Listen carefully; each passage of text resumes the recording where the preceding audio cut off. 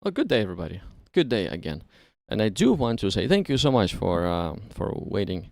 Yes, I know I'm about 13 minutes late to this live stream, and I do apologize. I was trying to finish up the last topic presentation live stream literally as fast as I possibly can. I thought it would be a lot easier to go through four gospels and try to pull all the evidence out. And I thought I would be able to fit it within 1 hour and 15 minutes, but I was wrong. I needed hour and 30 minutes to get it done. So that's why I'm a little bit late. And I'm sorry about that. Sorry about that. Okay, so now this will be a topic discussion live stream. This is a live stream where we talk, where I invite you to have a conversation about the topic. And as we're waiting for the Professor Chimp, because Professor Chimp has some content that he wants to present to all of us. As we're waiting for Professor Chimp to join us, we will be talking today about origins of religion. So, and as we're waiting, let's jump into the prayer real quick, and I'll be showing you before it comes. I'll be showing you some of the things that I looked into and some of the thoughts that got developed. Okay. Almighty God, thank you so much. Thank you so much again for the next live stream. Thank you so much for the topic presentation live streams and everything that I and everybody else learn through the topic presentation live streams. And thank you for the topic discussion live streams too. Thank you for both, Lord. And thank you that we can have, thank you for the freedom of speech that we have, and we can have discussions about whatever topics that there are. So Lord, help us as we dive deep into the origins of religion topic. Help us to figure some very important things out of this topic, and help us to understand that what you want us to understand in this topic. In the almighty name of Jesus Christ, I pray. Bless each one of us. Bless me. Bless everybody who will be participating. Bless Professor Chimp when he stops by. Bless everybody.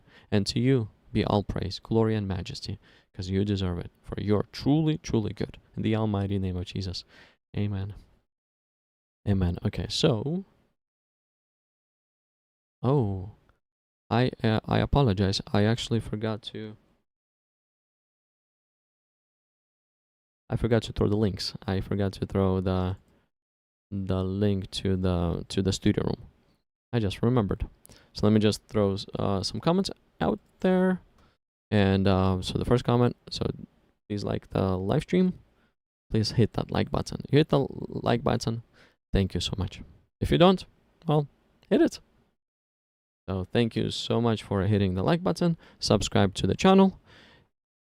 And let's continue to talk. Now, if you got a question or a claim, you can put it in a comments section. Or if you want to have a discussion, the next comment that I'll be pasting it will have a link. Where am I at? It will have a link. A link to the studio room. Just give me a moment. I gotta paste it everywhere. Real quick.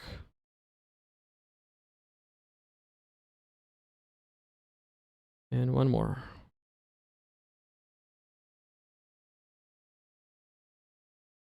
And then I will show you what I found out. Hey, Muhammad. You're Muslim. How are you doing? I'm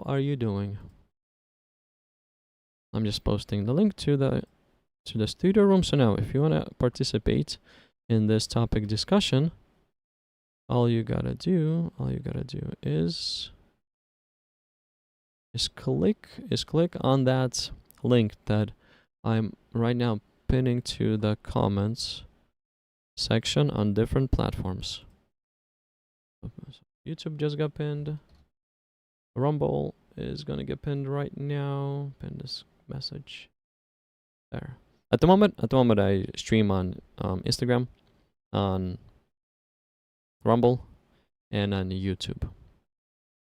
Instagram, I'm on and off. It just depends on my mood, I guess. because Instagram doesn't store the videos. But whatever. It is what it is. Thank God for whatever we have.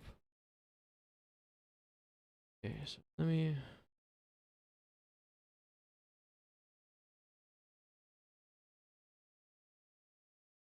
Bring some of the things up on my screen. Sorry, I'm a little behind. Okay, so now let me share some information with you on the origins of religion, of what I came to. Okay, till we wait for the Professor Chimp to show up.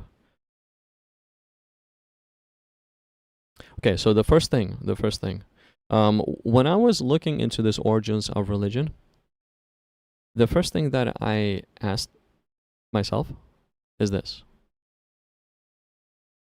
origins of religion. Do people, generally speaking, believe in the idea that there is a greater being out there? Do they believe that there's a greater being higher than they are?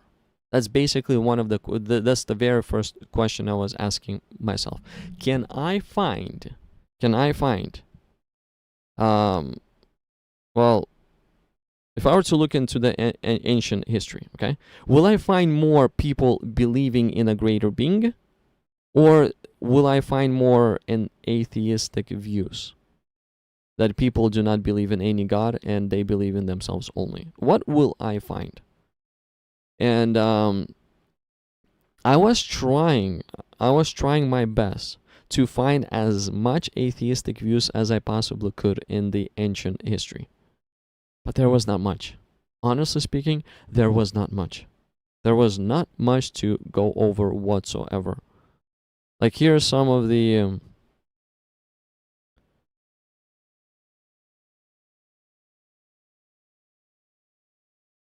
some Mesopotamia, Sumerians, Akkadians, Babylonians, Assyrians. Oh, I guess we'll pause here because we got Professor Chimp. And hey, BBN, if you're here too, or if you're listening, or if you're gonna be jumping on, BBN, hop on too. Let's, because we the two want to have you involved in this conversation too. Let me bring the Professor Chimp on stage real quick. Our brother, Professor Chimp, how are you doing? I have unmuted you, so whenever you're ready to talk, hop on. How's it going, man? Yeah, I'm fine. How about you? Dude, I literally just finished the finishing touches on the Well, good. presentation, man. And Good. I emailed you. Oh, okay. Let me just jump on the email real quick.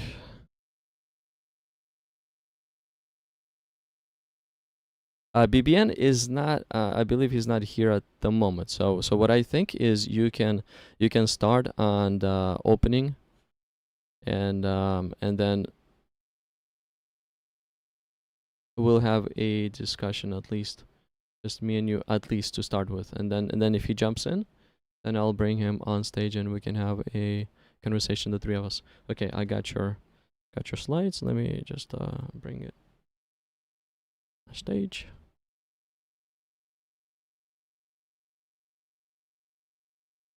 Oof. Let's see here. Is this big enough? Is it visible? Dude, I cannot see your well, from here I can't see it. Oh, okay. Well, here. I just enabled. Do you see now? Perfect. Yes. Is it readable? Can you read everything? Yeah. Okay, so start whenever you want, and whenever you want me to go to the next slide, just let me know, and then I'll go to the next slide. I'll just follow your lead here completely, and then whatever the questions you have, you can pop those to after you're done. And again, if BBN is gonna jump on, then both of us will answer. If BBN will not jump on, and if somebody else wants to answer Professor Chimp's questions, then click on the link that is in the pinned comment to join the conversation. And then I'm able to have up to about five people in the studio at the same time. So as you listen to his presentation, if you have some input, hop on. You may start whenever you're ready. Okay. I kind of wanted, well, I don't want to like just do this without him because, or I don't want to start at the beginning without him because I don't want him to, I don't want him to just like, I don't want us to like, Okay, I hear you. Okay, can I ask you then a few yeah, questions? what's up? Yeah, go I great. mean, just from my standpoint of view on the origins of religion. So right from the beginning, right from the start, especially every major civilization, every one of them, they all believe in a higher being or in a deity of some sort. Do do you think that this could possibly point to that God has pre-designed within people in general to search for God? I mean, it could, but that's, well, we get into that in my slides, obviously. So, Ah, uh, uh, I would, yes, I would agree with you, or like that's an explanation. And I actually, well, I guess it's my position is nuanced, which is why I kind of wanted to be like the middle guy between you and BBN because I think I have a pretty balanced or nuanced position. So, oh, um, interesting. I would like to hear what you have to say. yeah, I don't know if VBN is gonna come up or not. I wasn't able to contact him. But if he listens often. He listens often, but he tunes in at he might be online, he might not be online, he might be ready, he might be busy. So yeah, that's fine. I just wanted to, wait, I wanted to ask you, mhm. which was, unfortunately, I was still busy doing the slides, so I couldn't listen into your presentation that you just did. Um, and I was just wondering, what were you bringing anything like, Well, were you bringing anything new to the table when it comes to the resurrection? anything new to the table? Well, basically, so the last live stream, I focused a lot on all the possible evidence that I could spot in the four gospels, in the Matthew, Mark, Luke, and John.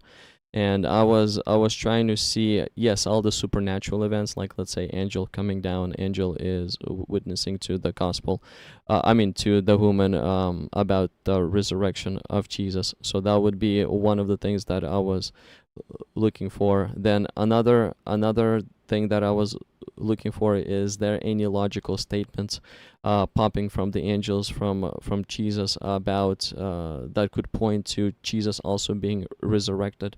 And the biggest thing is, I was interested in any physical objects that were possibly left behind, that could give us some insight whether Jesus was risen from the dead or not.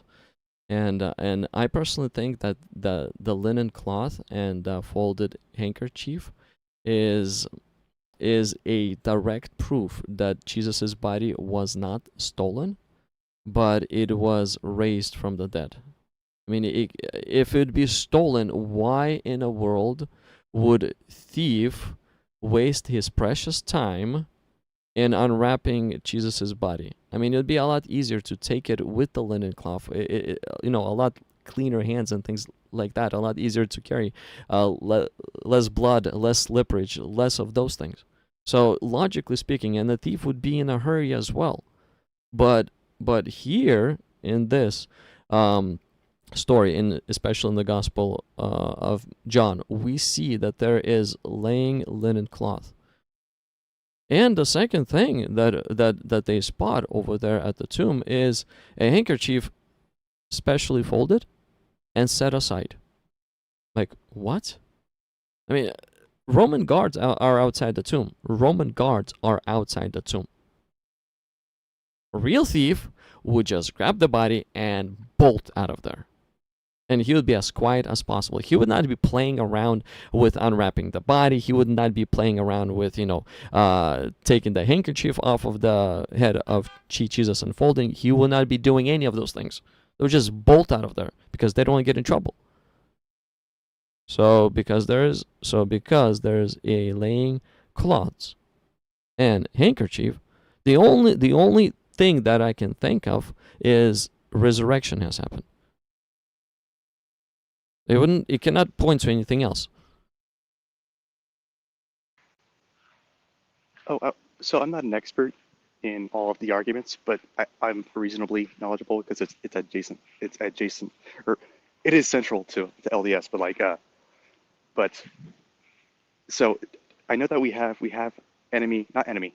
We have like non-believer accounts of that say, oh, the tomb was empty, and but do we have anything that says, oh yeah, I also saw the handkerchief in there? I'm just wondering if that's the case. Do you know? Yeah. So according to the gospel, like let's say here, let me show you. I just went Oh, through. I know it's according to the gospel, but I was wondering like, do we have any enemy, not enemy, like non-believer accounts? Like, That would state that I don't think that any unbeliever account would I mean any unbelievers would enter into a tomb to start with. I mean, why would they? They would just see that the tomb is gone. They would have no point of interest to even enter into the tomb. So I don't think that they would even uh, see any handkerchiefs or any of the linen cloths or anything else like that, because they don't have any interest in entering into a tomb. So it will only be found by the direct eyewitness, and we see that Luke. So Luke, who is Luke? Luke is the doctor. Luke is the doctor that carefully investigated the life of Jesus. He spoke to a lot of eyewitnesses, and he put all the eyewitnesses' testimony together into one story. And Luke has written that biography of Jesus to one of the high-ranking Roman officials.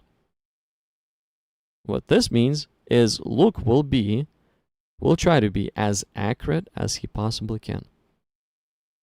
Okay, this means that if Luke is saying that the linen cloth was there, then it looks like there was a number of witnesses of that linen cloth, either direct first-hand eyewitnesses, such as the woman, the Mary Magdalene, Mary, there's different Marys, and also such as Peter and John. So direct eyewitnesses or secondary witnesses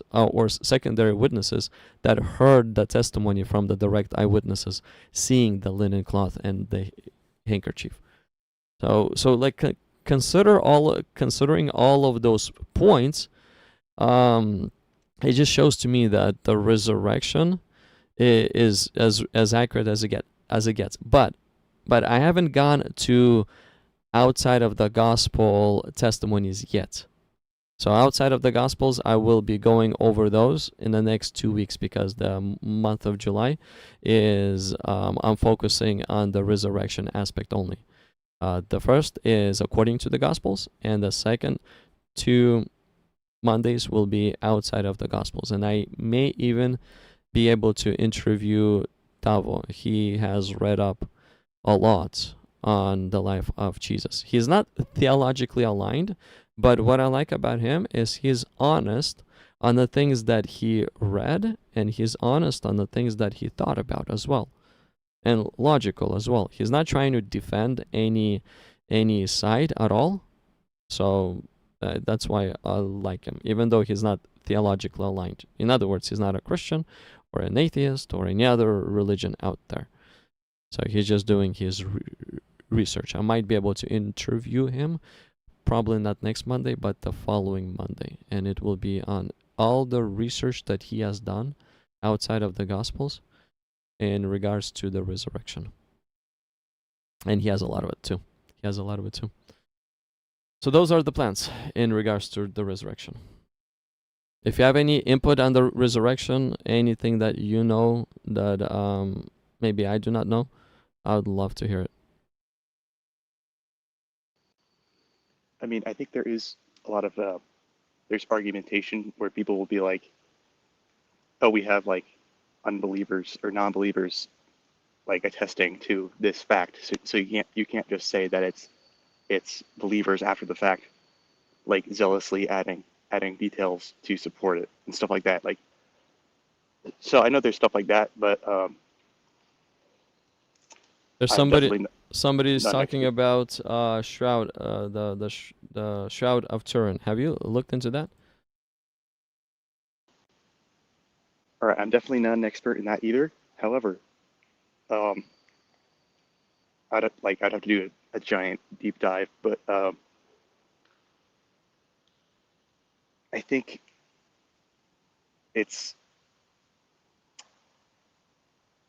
so people have. I think at least one person has or one scientist has said it could be like a photograph, as in like a like even though it's from medieval times, it could be like a and and like one of the first attestations of a photograph or something. Uh, Honestly, I'm not an expert, so I couldn't tell you. But I mean, maybe, but that might be ruled out by specific attributes in the shroud. But I'm not sure. Mm-hmm. Interesting comment by Give the Gospel of Jesus. Two angels in a tomb, and the guards above, and the tomb was empty, and the napkin folded, meant he was coming back. Jewish custom: fold napkin at the table, and they know you have not finished. Never thought about that one. So, according to the Jewish custom, folded napkin means the person is coming back. So Jesus folded a napkin right before he left, means that he's coming back here again. That's actually kind of cool. That's cool. Mm-hmm. Mm-hmm. Yeah, I did not know about the custom, the Jewish custom.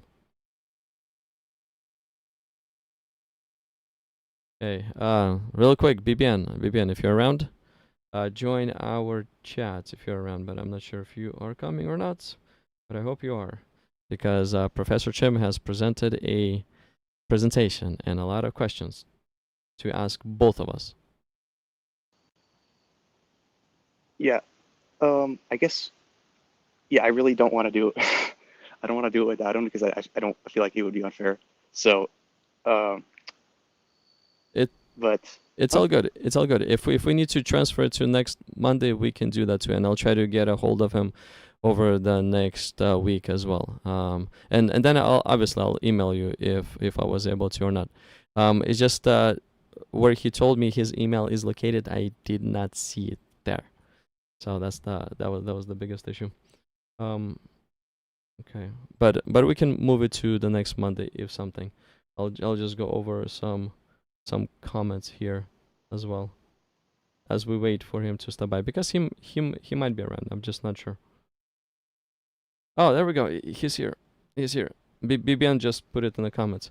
Yeah, I'm about to log on. Hallelujah. Okay, well, we'll jump into your topic very soon. Oh yeah, baby. Well, thank you, BBN, for tuning in. Thank you for tuning in, and we are waiting for you.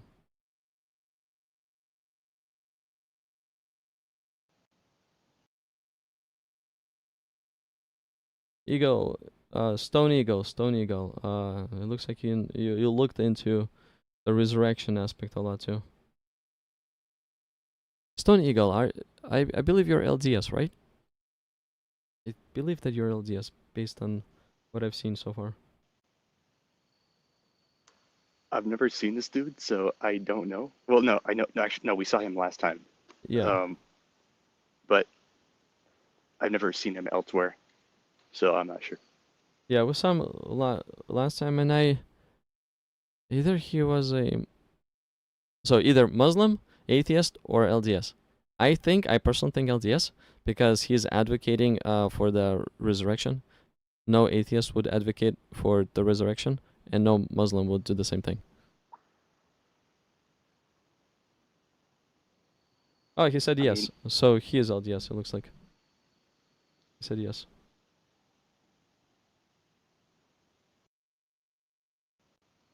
hey, Stone Eagle. maybe tone it down with the exclamation points. Just a thought.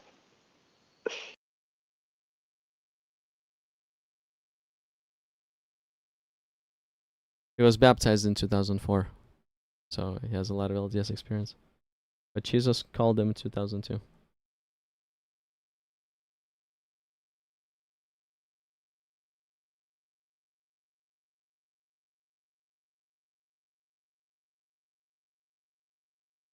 let me go over some more comments.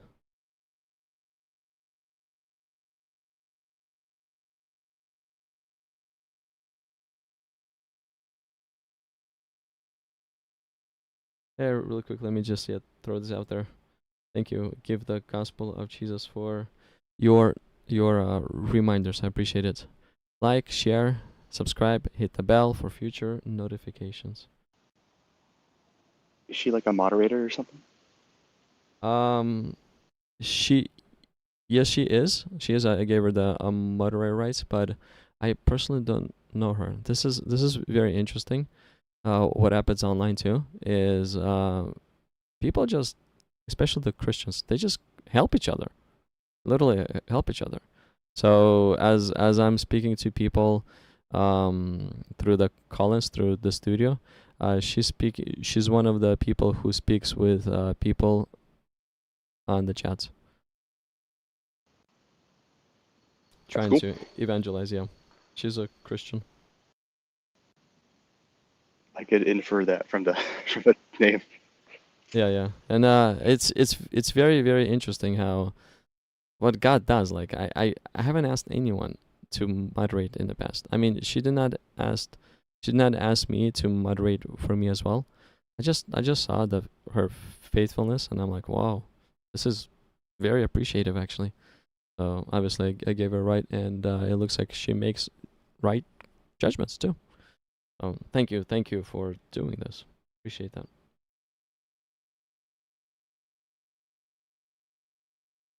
Stone Eagle, I love Jesus so much. I'd do anything for him. Stone Eagle,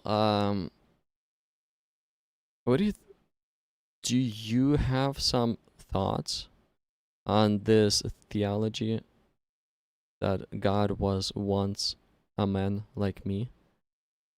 Do you have any ideas on that part?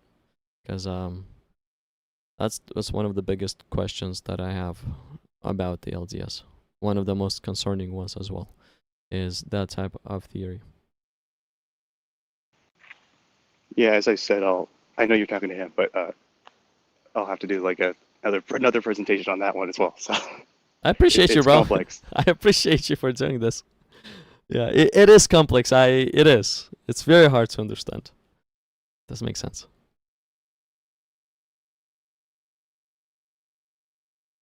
But yeah, Stone Eagle, if you have some ideas on that doctrine, then I can make a future live show whenever Professor Chimp, you're ready for that subject. Whenever you're gonna get once you'll put the presentation together, I can organize a dedicated topic for that subject.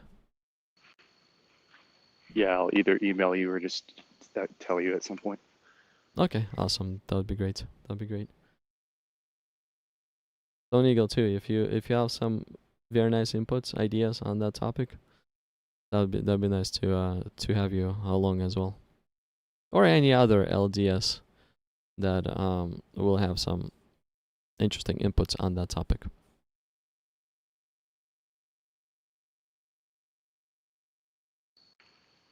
I mean, I will mention that it I will admit that a lot of LDS, or a significant amount of members, do think or do take the interpretation that he was a regular dude, which I disagree with because that doesn't make a whole lot of sense when like it doesn't make a whole lot of sense like how Yo, You're here. You're what's here. up Baby I answer. just checking. what's up my guy. What's Yeah, up, bud? Baby answer. How you doing, Bibian? Thanks for tuning in. I appreciate you. Yeah, no problem. Thank you, thank you. We need to go over the origins of religion. And Professor Chimp, it looks like he put together a whole presentation for both of us. Ooh, that sounds Yeah. fancy. Hit the slideshow. Yep, I'm already there. So whenever you want to start, you're welcome to start. Let me know when to go to different slides. Let me know if you want me to highlight certain sections. Just let me know whatever you want me to do, and I'll try to do that. Yeah, hit the slideshow button at the top. Slideshow button. There we go. There you go. Oh, Is it screwed up? hold on a second.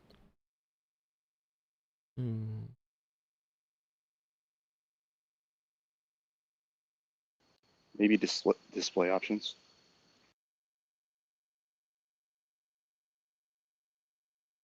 Display options. What do you mean? Where do you see display options? Oh, presentation display option. Okay, let me see if full screen. Beginning full screen.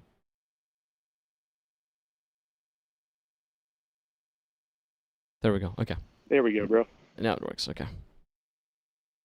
Okay, so go ahead. We're listening. Obviously, this is the title. I just continue clicking. Yeah, live discussion. All right. So, yeah. So we're going to start with yours, with your position, Serge. So I heard that you said you believe that it's instinctual, or it's an instinctual seeking of God. All right. Don't click anymore. Okay. Just stop right there.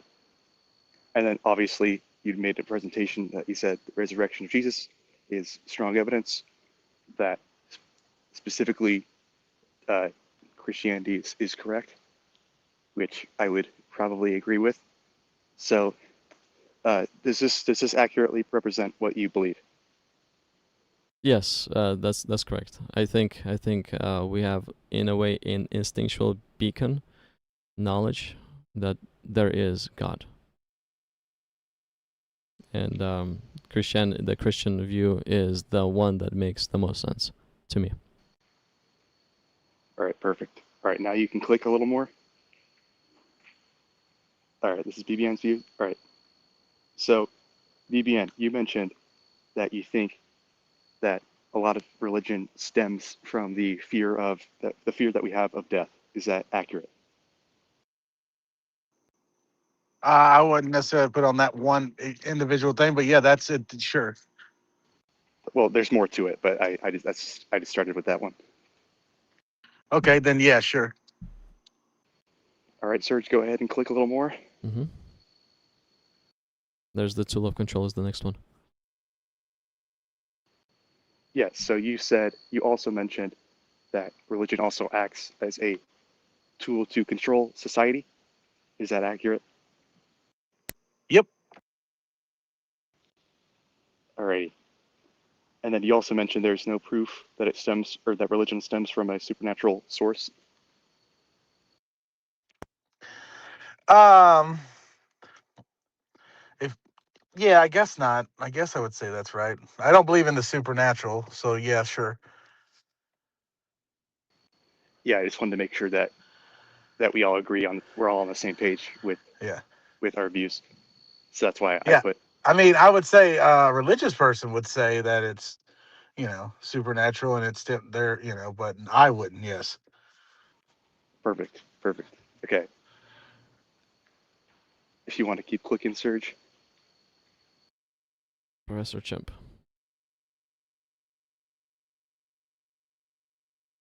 Let me know when to stop. Oops. Back down, right there. So this is the full page 2. Oh, okay. So let's see. So personally, my view is that both the, I guess both the, there's both, and maybe not an instinctual sense, but there is evolutionary psychology that religion is rooted in, and it doesn't mean that it's fake or that it's true. It's just that's what our scientific evidence tells us, and that connects to both Serge's point about the instinctual seeking of God, and that connects to BBN's point about the fear of death.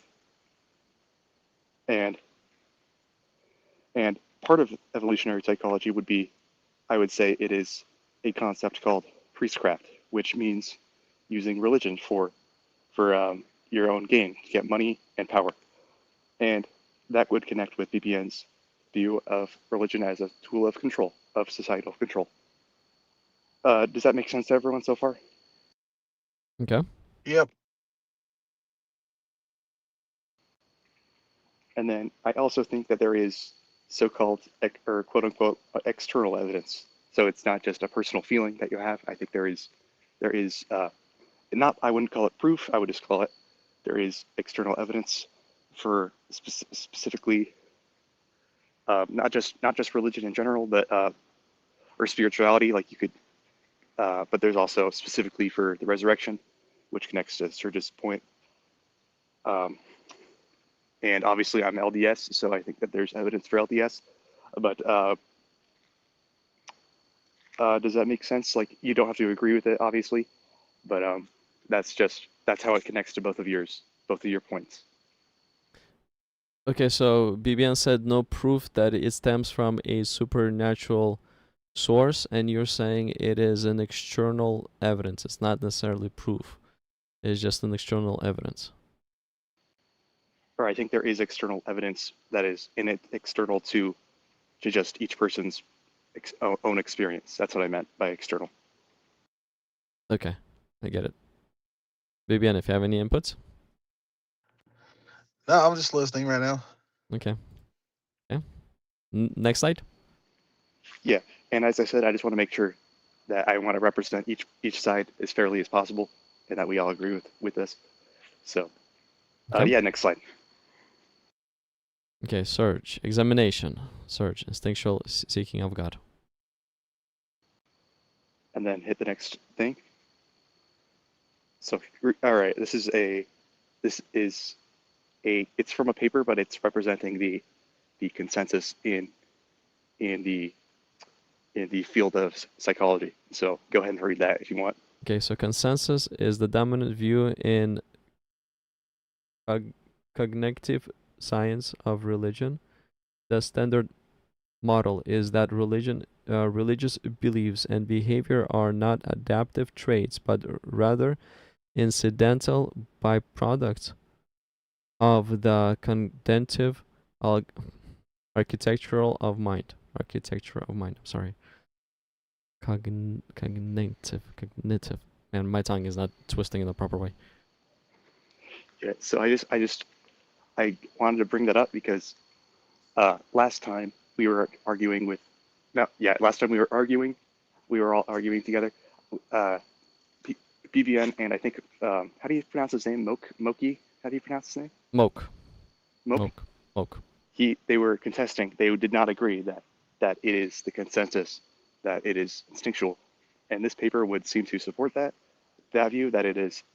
It would support BBN's and Moke's view that the consensus, at least, you don't have to agree with the consensus, but the consensus as it is that it is not adaptive, which means it's not instinctual, but it is rather a byproduct, which still means that it's rooted in evolutionary psychology to a degree, but it's not strictly instinctual as you put it. So, yeah.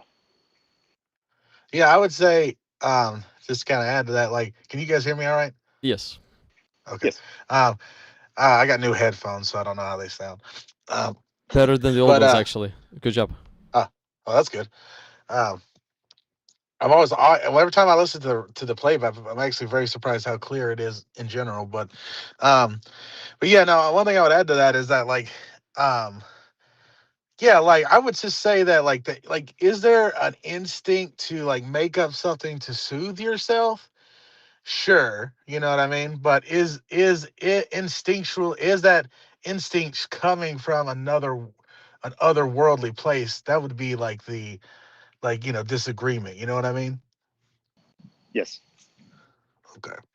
Okay. Just clarifying on that. So, because like you could say, in a way, Serge, your statement could be correct because, but in the sense of a lot of most humans, maybe even most, I don't know what the number is, might make up a god to soothe their self, but the problem is that you think it's coming from a God, and the way I'm seeing it and the evidence is showing is it's just coming from a mind. Yes, it does. Look, it is coming from a mind. I actually think it's coming from a mind, but I think that's how God has pre-designed us, or that's how He designed our minds. Yeah, Whenever we are in trouble, we tend to seek for someone greater to help us, and yeah. when there's no one greater, then we tend to seek for God's help. All right. Also, too quick. We'll move on really quickly. Because I just want to. How long is this thing?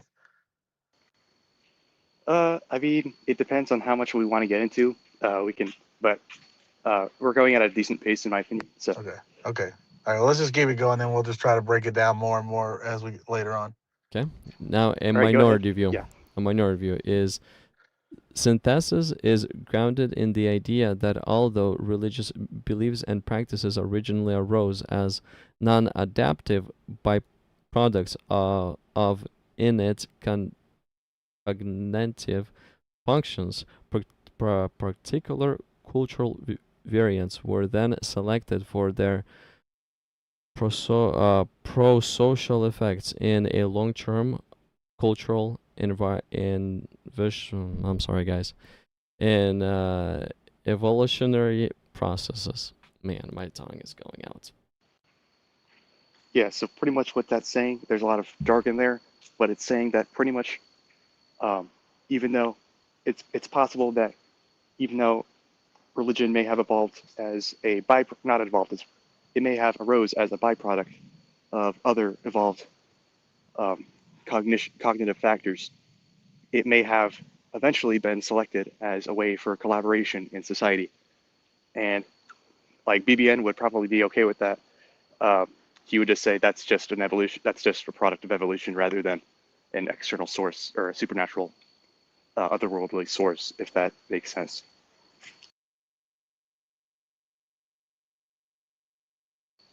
Any questions? Not at the moment.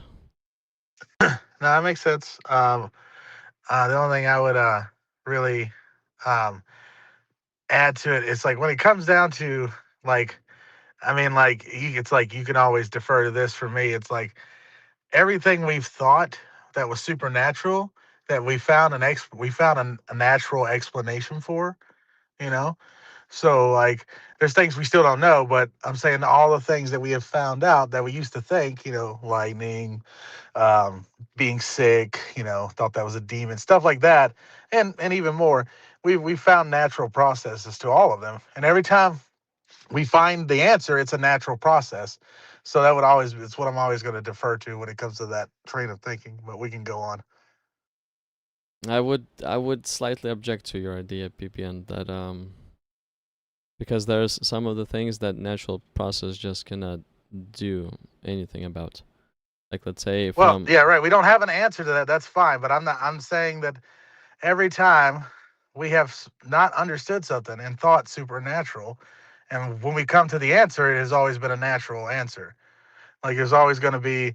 I mean, when we find something out, like we don't have answers to certain things, but right now, all the answers. Every time we find an answer, it's a natural answer. So that would just naturally follow that all the answers, or at least most of the answers we're going to find, are probably natural processes.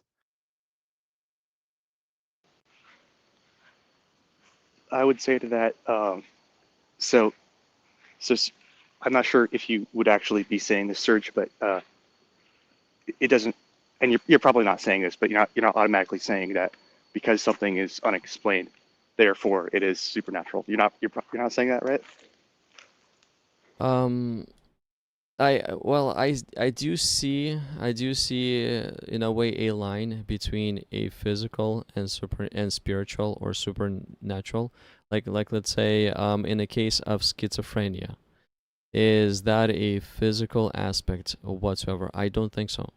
And since it's not a physical aspect, I don't think that we'll be able to find any cure for such things as that, because it's purely a spiritual event based side. There's no really a physical cure to it whatsoever.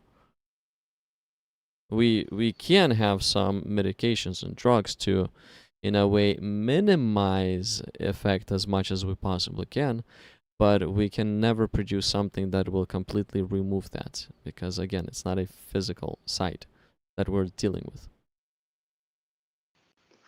Well, would you agree that it manifests in a like physiological manner? Yes, of course. Of course, it's a spiritual realm that triggers the physical realm. Well, honestly, I'm not an expert in schizophrenia, so I don't know. But I mean, the fact there are genetic factors wouldn't just tell us that that you're more likely to be susceptible to that because of a. I mean, that might tell us that it's there's some basis in it that is causing that's physically causing it that could, but that doesn't rule out. I don't think that rules out that there could be a spiritual factor. But Like let's say on the physical aspect, let's say any physical condition that we have outside of our body or inside of our body, sure, we tend to figure out a way to deal with those. But like a mental, like let's say a drug that will remove depression, I don't think ever be able to produce such a thing as that, because it's not depression is not a physical aspect. There's nothing physically that you can change for depression to be gone. I mean, you can do lifestyle stuff, which I mean is connected to your mindset and stuff. So like, it kind of gets blurry, in my opinion. But any thoughts, people? Yeah, I mean, there's plenty to say about that.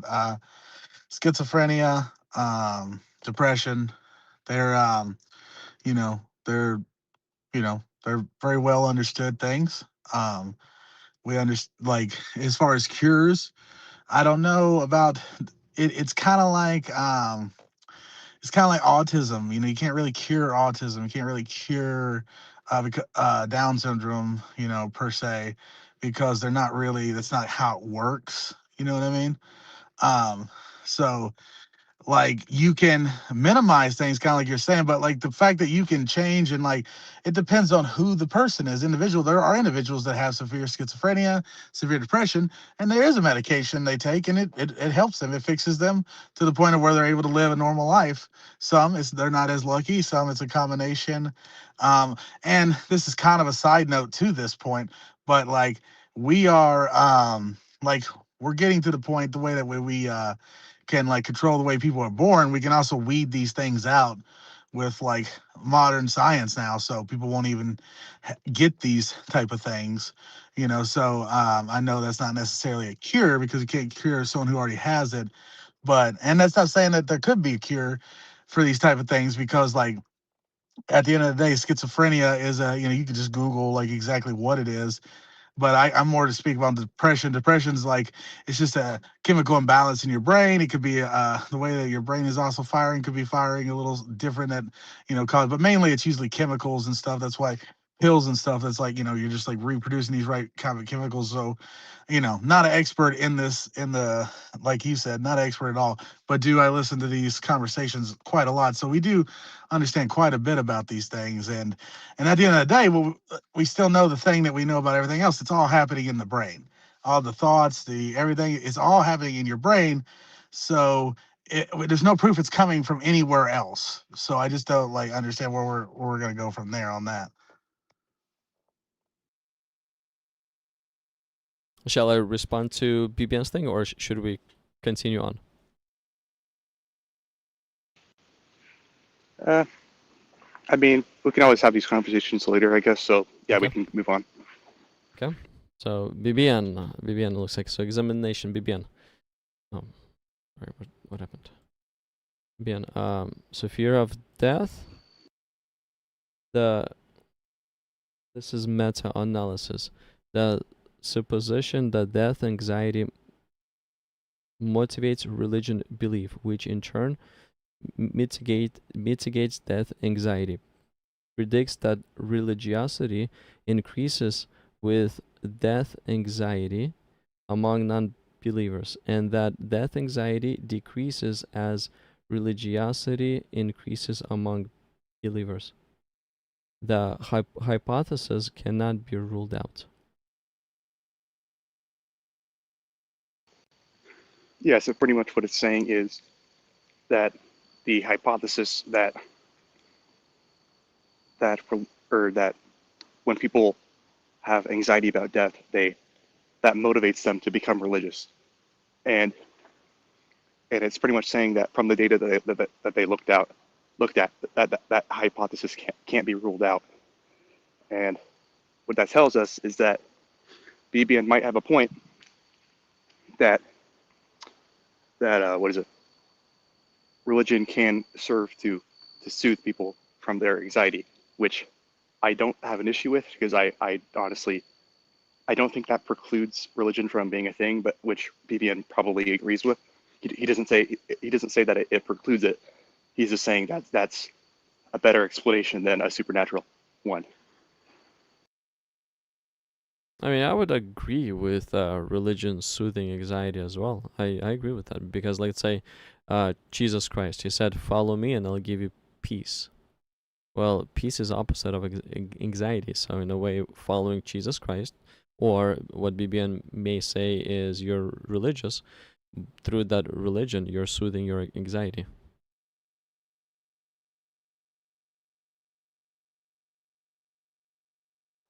Yeah, I mean, I would say that religion can, like, the fact of dying can make you believe a religion because they promise something after death. It can make people make up religions, even, knowing or not knowing.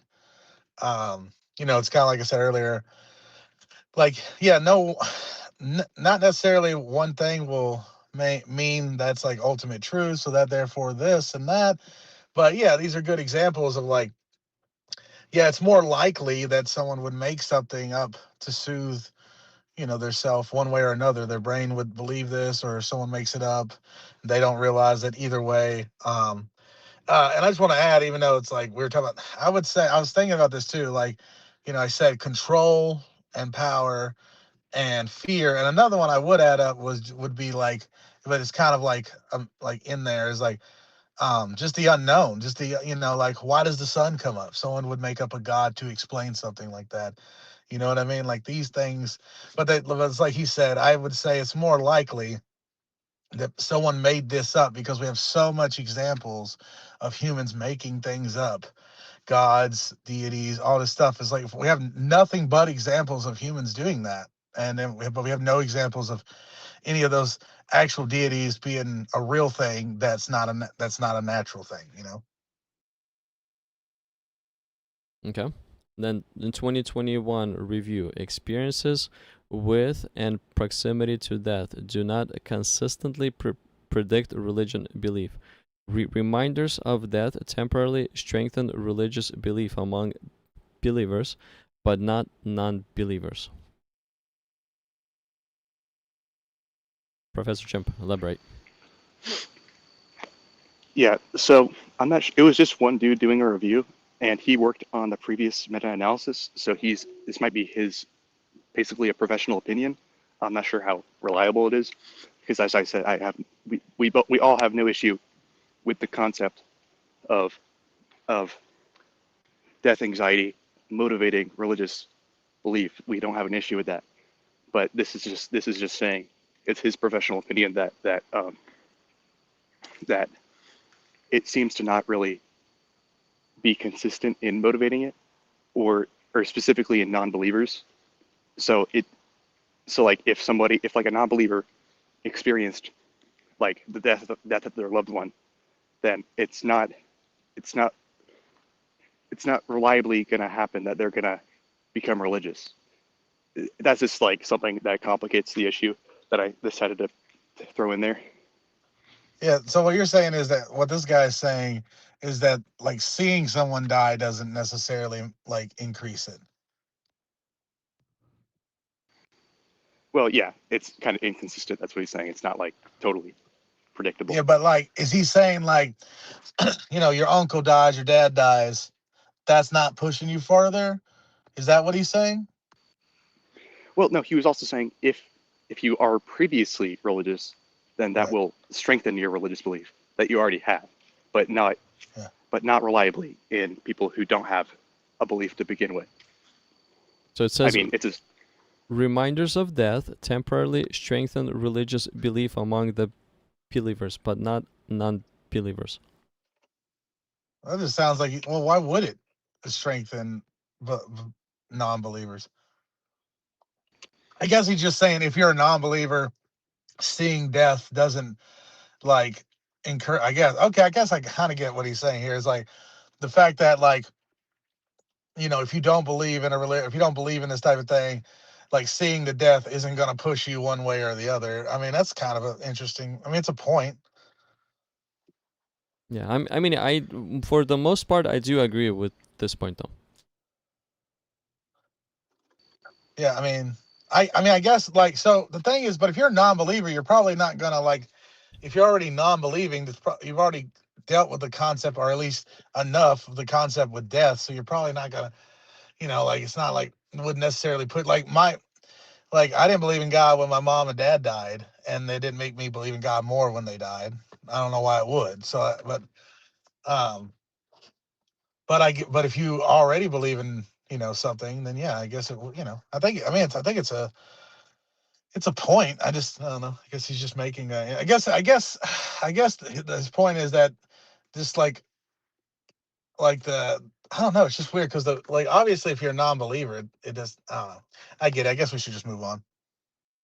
Okay, Professor Chimp, Evo Psych, likely utilized by the spirit plus devils. Priestcraft, yeah, money, power. yeah. So I was just going to expand on my point that I well this is starting with the no, this is just kind of like reconciling what do we do with evolutionary psychology, because like well first of all I believe that God guided evolution, which I'm not sure if BBN has an issue with that concept by itself. Like I think they're compatible. Uh, you might disagree with evolution, Serge, but this is just my opinion on um, how it interacts with how like the evolution of the mind interacts with the spiritual realm. Pretty much, that's what I'm saying.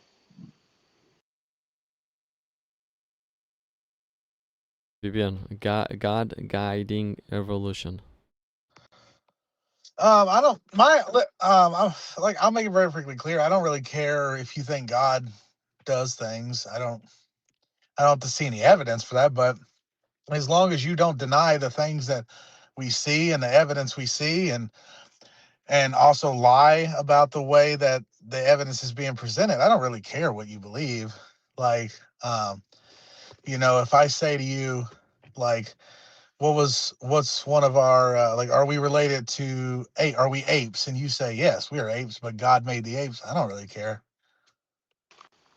Yeah, that's a thought. That's about what I expected, but but I was just making sure. Let's. So I do think that like evil impulses. So this would be like obviously like killing people, stealing their stuff, uh, all that priestcraft stuff, which would be controlling people using religion to get their money and power and influence over them. I think that is catalyzed or like influenced by demons pushing you in that direction. And then on the opposite end, you doing pro social stuff, which is helping people, all that good stuff. That would be motivated by the spirit of God. That's my thought process. But uh, we'll get to the discussion on the external evidence in after this. So what is it? If you want to read the next slide, search or next not next slide, next item. Well, the next one is so it says priestcraft, power and money, great apostasy, crusades, acquisition. So basically, you just went over that one. So the next one is external evidence, not proof, resurrection, Book of Mormon witnesses.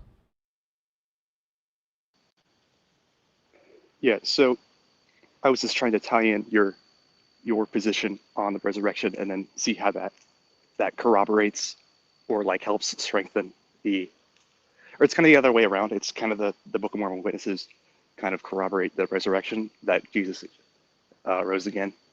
Um, but we can get into that eventually. We can get further into that later if we want.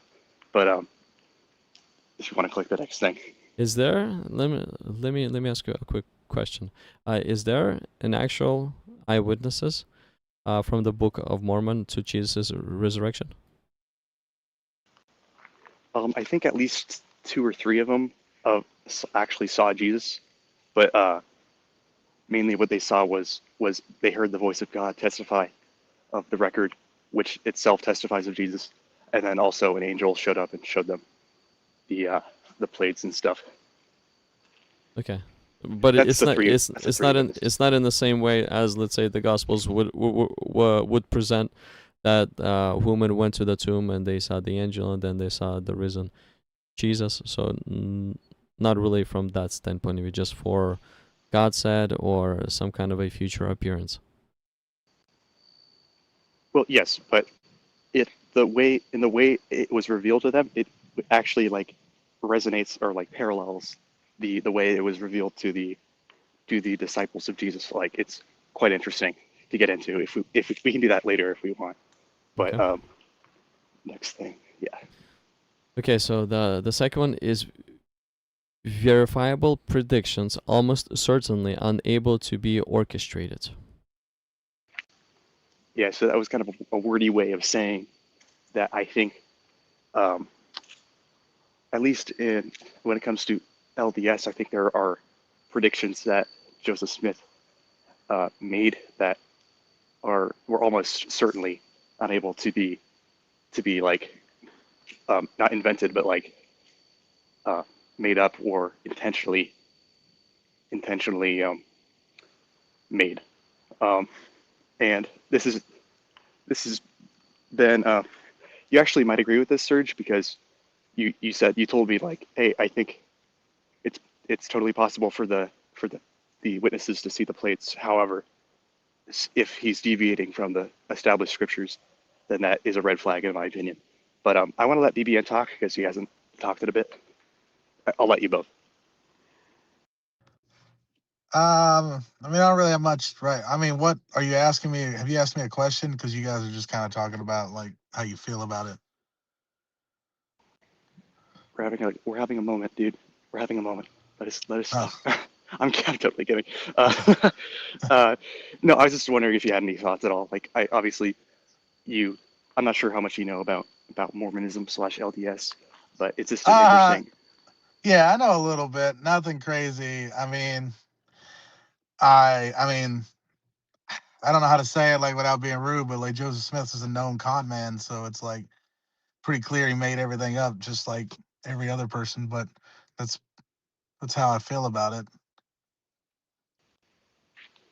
Well, I haven't heard of that one before, bro.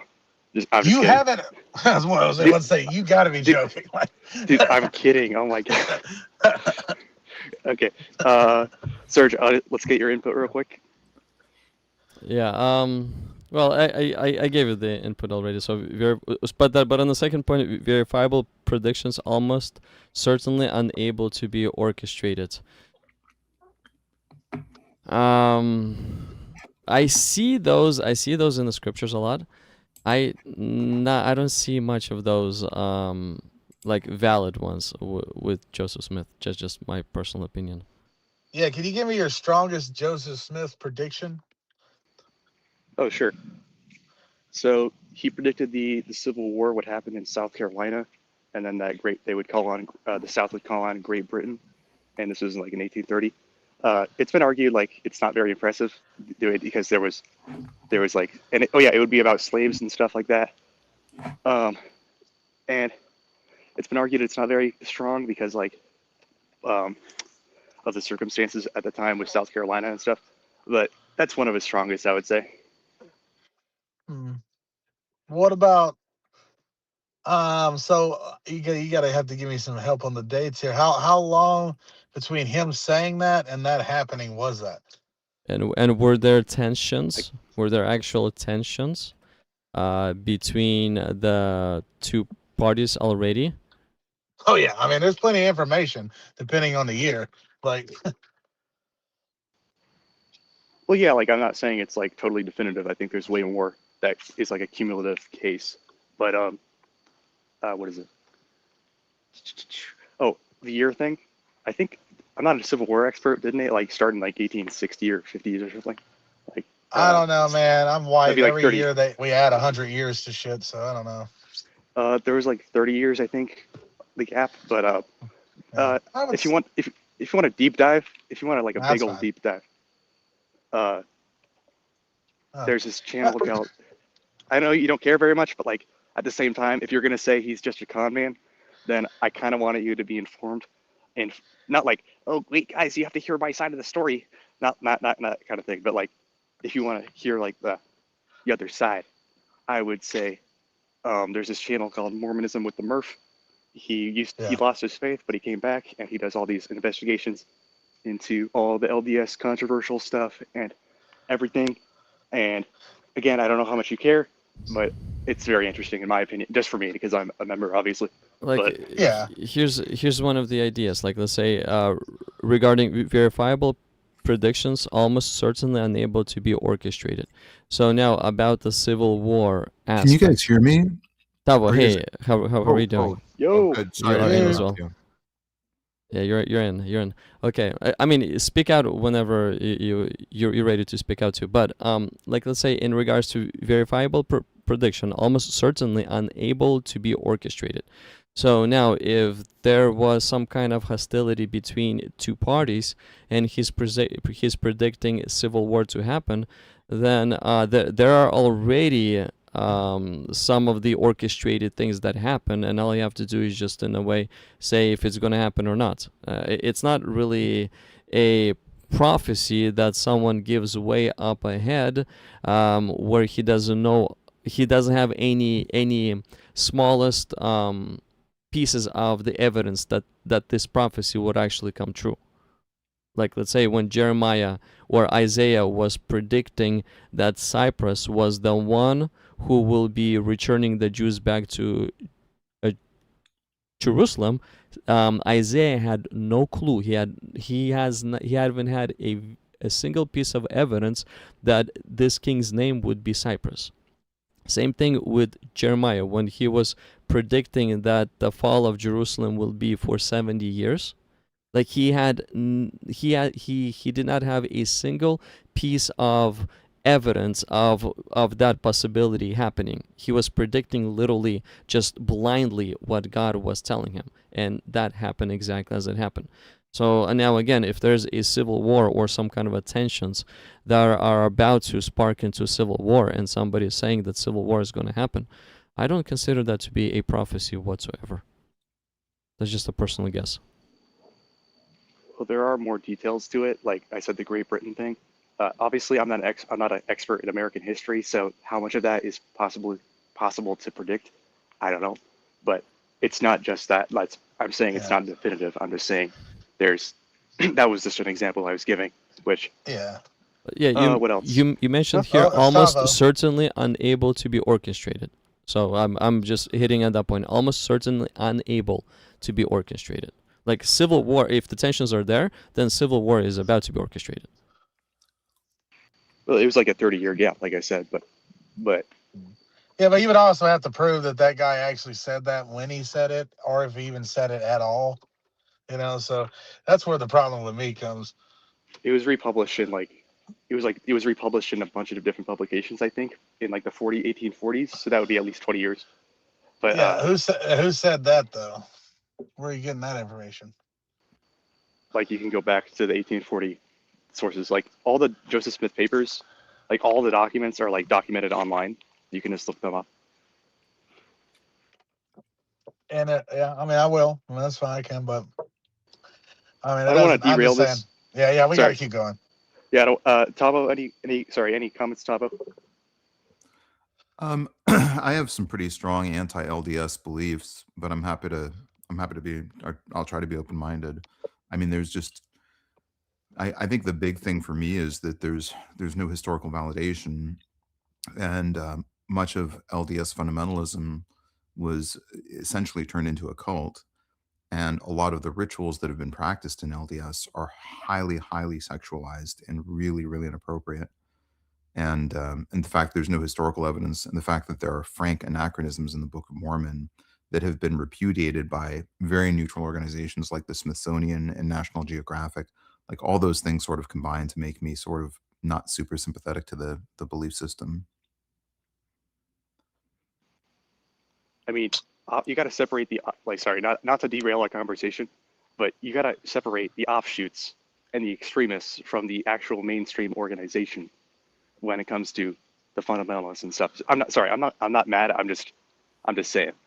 But Uh, Yeah, I mean, but these are LDS fundamentalists who purport to be the most centrally adherent to the doctrines of Joseph Smith, and a lot of these books by Joseph Smith were, they were in this library in Utah that, and they contain highly, very graphical detail, like really disturbing acts that were meant to be part of LDS liturgy. well, I won't deny.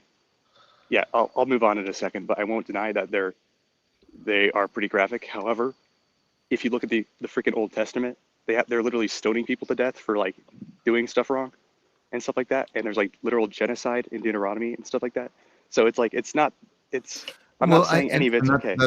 that's totally. I mean, and look, I'm the first person to criticize those beliefs, right? And I'm the first person to criticize those teachings. And I don't know that I would even argue that those teachings aren't influenced by a very brutal time.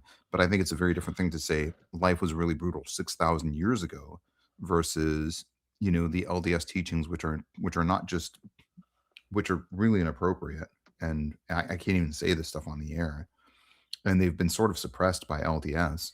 And moreover, I just don't see any reason to like, what does LDS add to the discussion? Like, I maybe pre-existence is maybe one of the nicest things about LDS. That's maybe the best teaching, but I don't know that that really changes that much. I don't know if it's that theologically meaningful. I think if God was to ordain a messenger, it would not be Joseph Smith. It would be like a really important set of lessons. I mean, in addition to that, I've read the Book of Mormon, and I don't find it particularly moving. But also, I mean, look, there were only three people who saw anything supernatural happen at the onset of the LDS religion, right? Of those three, all three of them left LDS. So it'd be like, let's say I was practicing Christianity, and I said, "Oh, I really love these Gospels of Matthew, Mark, Luke, and John." And then I found out that all three of them left Christianity. I'd be like, that is a major, major blow. I mean, there's a bunch of other reasons, like the anachronisms are pretty bad. The transfiguration of Brigham Young is horrifically poorly attested.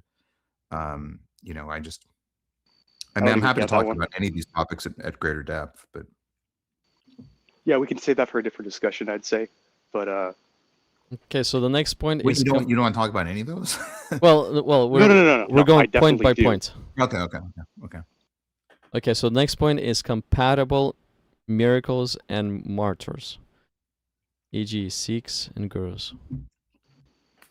So pretty much what I'm saying with this one is people will bring up like, hey, we have all these other religions, and it's like they have their own martyrs and miracles. So like, what do we do with that? Like, doesn't that challenge? Like, let's just say you're just a Christian. Even if you're just a Christian, how do you deal with that? And like specifically the very well documented ones. And I looked up the Sikh gurus are very well documented. These are not just like made up centuries later by people. And like, and apparently they specifically died for their faith. So what do you do with that? And I would say it's compatible in that I think that they did have an authentic relationship with God that motivated them to I guess stand for the truth. And even if like they do have some incorrect beliefs, I don't think that disqualifies them as a true martyr. But that's just my take. Mm-hmm. Regards to the martyr aspects, I think martyr is it doesn't necessarily needs to be attached to the religion at all, because there's a lot of patriots that are willing to give their life for the sake of the country. It's not for the sake of the religion, but for the sake of the country. They're just friends out there, not necessarily religious, but they're so good friends that they're willing to do a similar thing as well. So I wouldn't really assign them martyr aspect specifically to the religious component, as if the religion is the primary driver aspect of that. Yeah, just wondering, would you cite the martyrdom of the disciples or the apostles to be supporting evidence, at least, if not proof, like not proof, but like just supporting evidence of at least their sincerity of what they experienced? I would, but the greater proof to me that Jesus has risen from the dead is not that they died for Christ, but uh, they lived under fear and persecution and beatings and blah blah blah, all those things, and they would not be willing to turn around. So they really seen the resurrected Christ if they're willing to take all the beating and the jail selling and everything else. Because like martyr, right? It's quick. It's just what off with the head and you're done. And but the thing is continual 30, 40, 50 year of beating, of persecution, of torture. That's a whole different thing.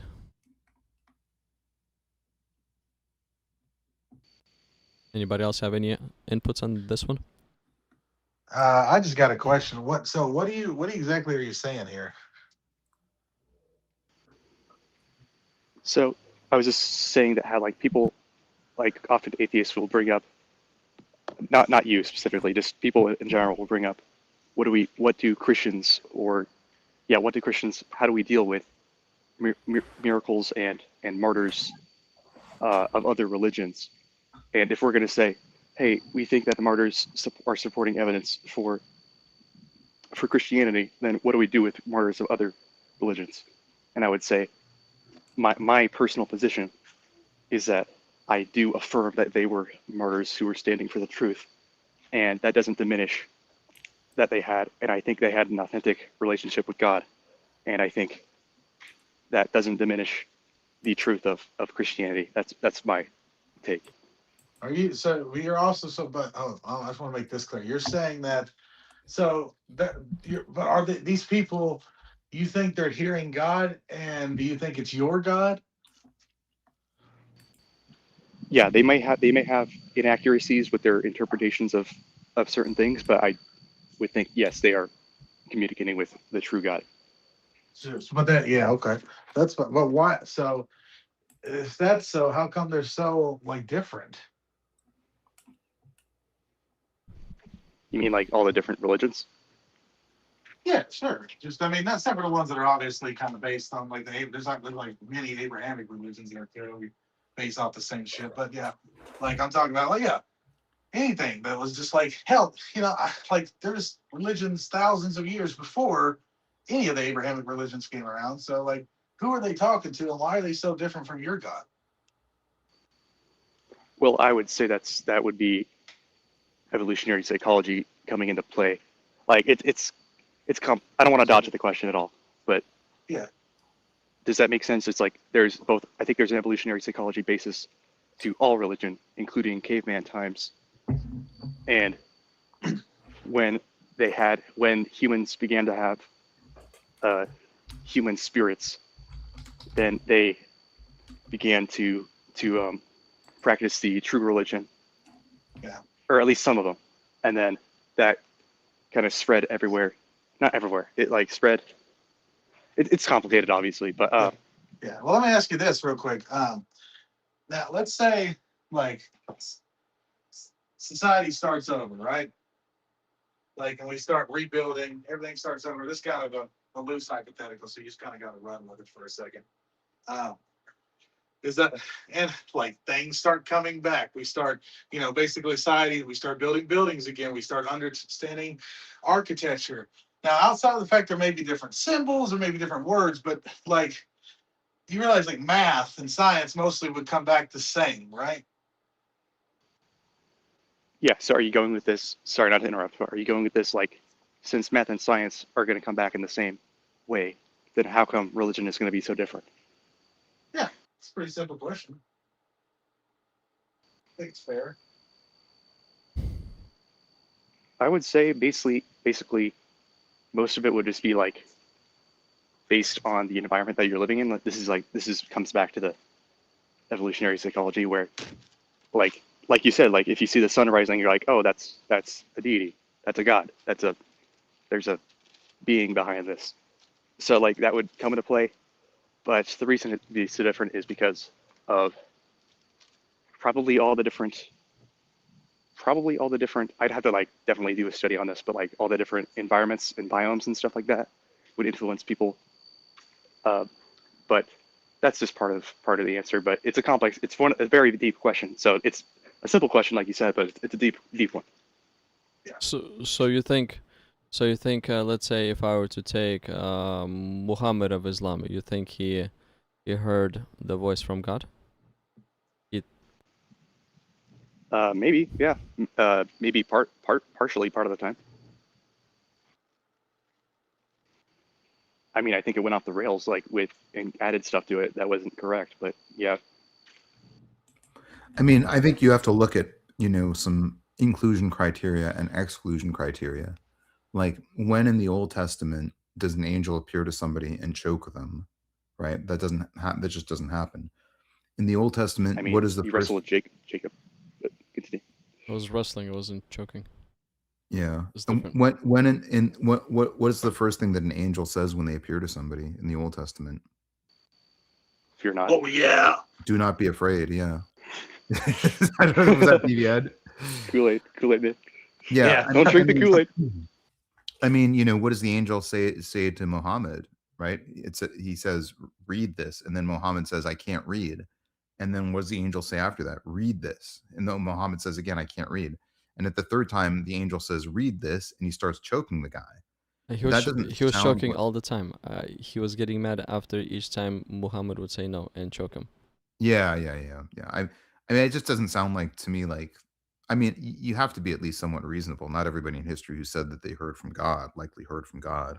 I just, I Yeah, mean, I would also doubt that that event would be from God. I would doubt any of them came from God. What a well, surprise. I I'm kidding. mean, I'm kidding. I think we have to look at academic historiographical criteria, right? The criteria that are used to determine what things are likely in history and what things are unlikely. And as I've said before, there's no event from the period of antiquity, which is about time period that spanned about 300 years, classical antiquity, that is also called the Greco-Roman period. There's no other event that is attested by as many people in as many works as the miracles around Jesus. Now, that doesn't necessarily mean that they're true, but that's at least one factor that I take into account. The other factors I take into account is, what is the time span between the event and the time that it was written down?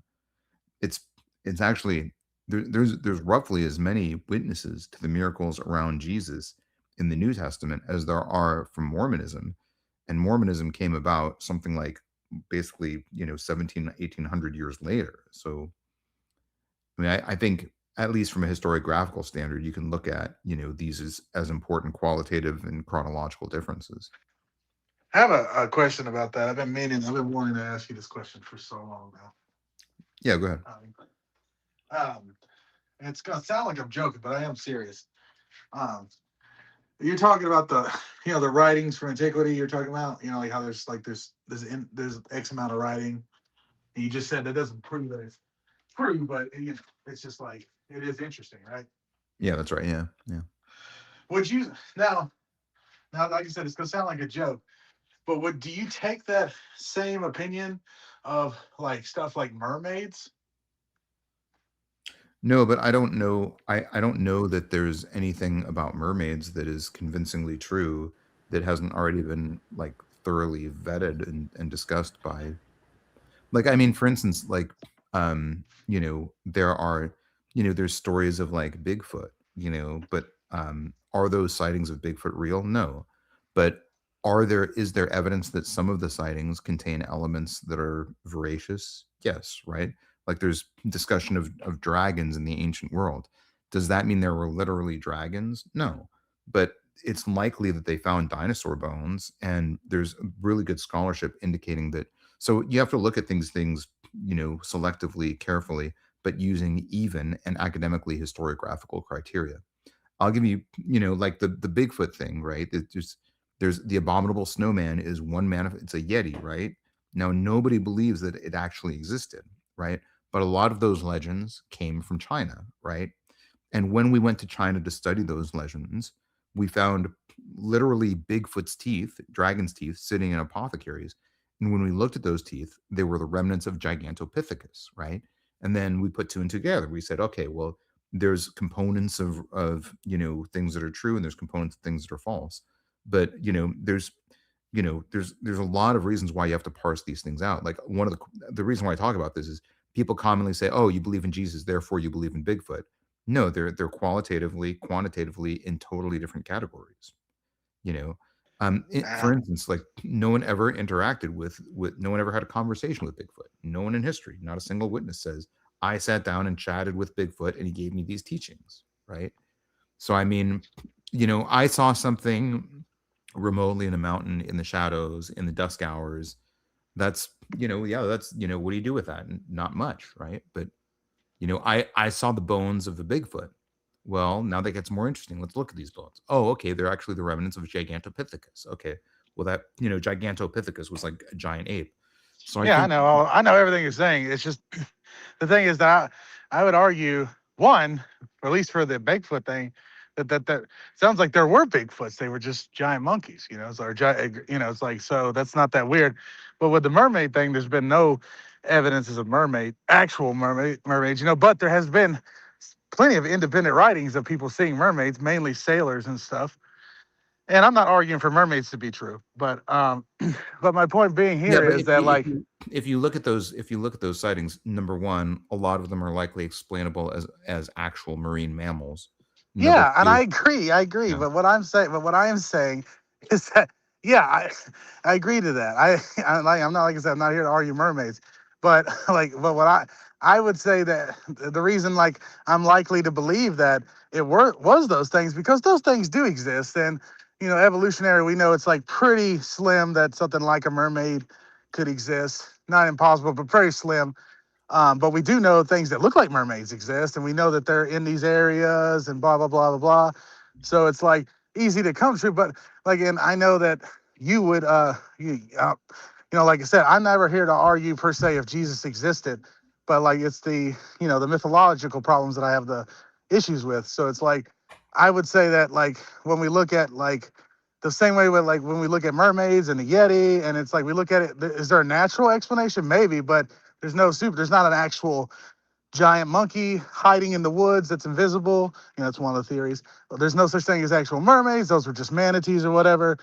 And so forth. There's no such thing as a guy who rose from the dead. There's the rest, whatever's made up for that. That's how I would see it. Well, here's what I suggest you at least consider. There is a phenomenology here in common that these things started with a core and then they were distorted through legend and myth, right? But when does the resurrection get proclaimed? It's within 2 years of the death of Jesus. And that's on the outside. Many people think it was probably immediate. And by the way, this is coming from very neutral scholarship that believes that the resurrection claim started 2 years after the death of Jesus. Now, my point is this, though. In each case, the phenomenology is the same. Somebody says something, and there is a core of truth. So to me, I don't, do I take the book of Matthew and say that every literal word in the book of Matthew is absolute truth? No. But I'm happy to like look at it and say there was probably a core of truth here. Otherwise, number one, a new religion wouldn't have started. Number two, people wouldn't have been willing to die or at least suffer extreme torment, physical pain, being jailed to spread their message. Number three, there wouldn't be so many detailed accounts by so many people committed to memory so early. I think all of these things point in a direction that there is at least a core of the story that's true. Now, I don't, as you know, I don't believe in anything magical. I don't believe that anything supernatural happens. And I've had this debate with atheists and Christians, and on all sides of the fence, people seem to be able to converge down to the realization that if that God is not going to do magic, right? Because if you're an omnipotent creator of a universe, then you create all the laws of nature within that reality, and therefore you don't need to like hold an ace up your sleeve anytime you want something to happen. You know everything that's going to happen in advance, and everything is is ordained, so you don't really need to do anything that's a one-off. Now, several real physicists have looked into the quote unquote resurrection and have talked about real physical explanations for how that could have happened. So I don't know. I think it's at least worth saying, if you don't believe in the resurrection, that's fine, but there's a core of something that happened, and in each of these cases, we've found something in the core that's worth looking into. So, what is that core for the resurrection narrative?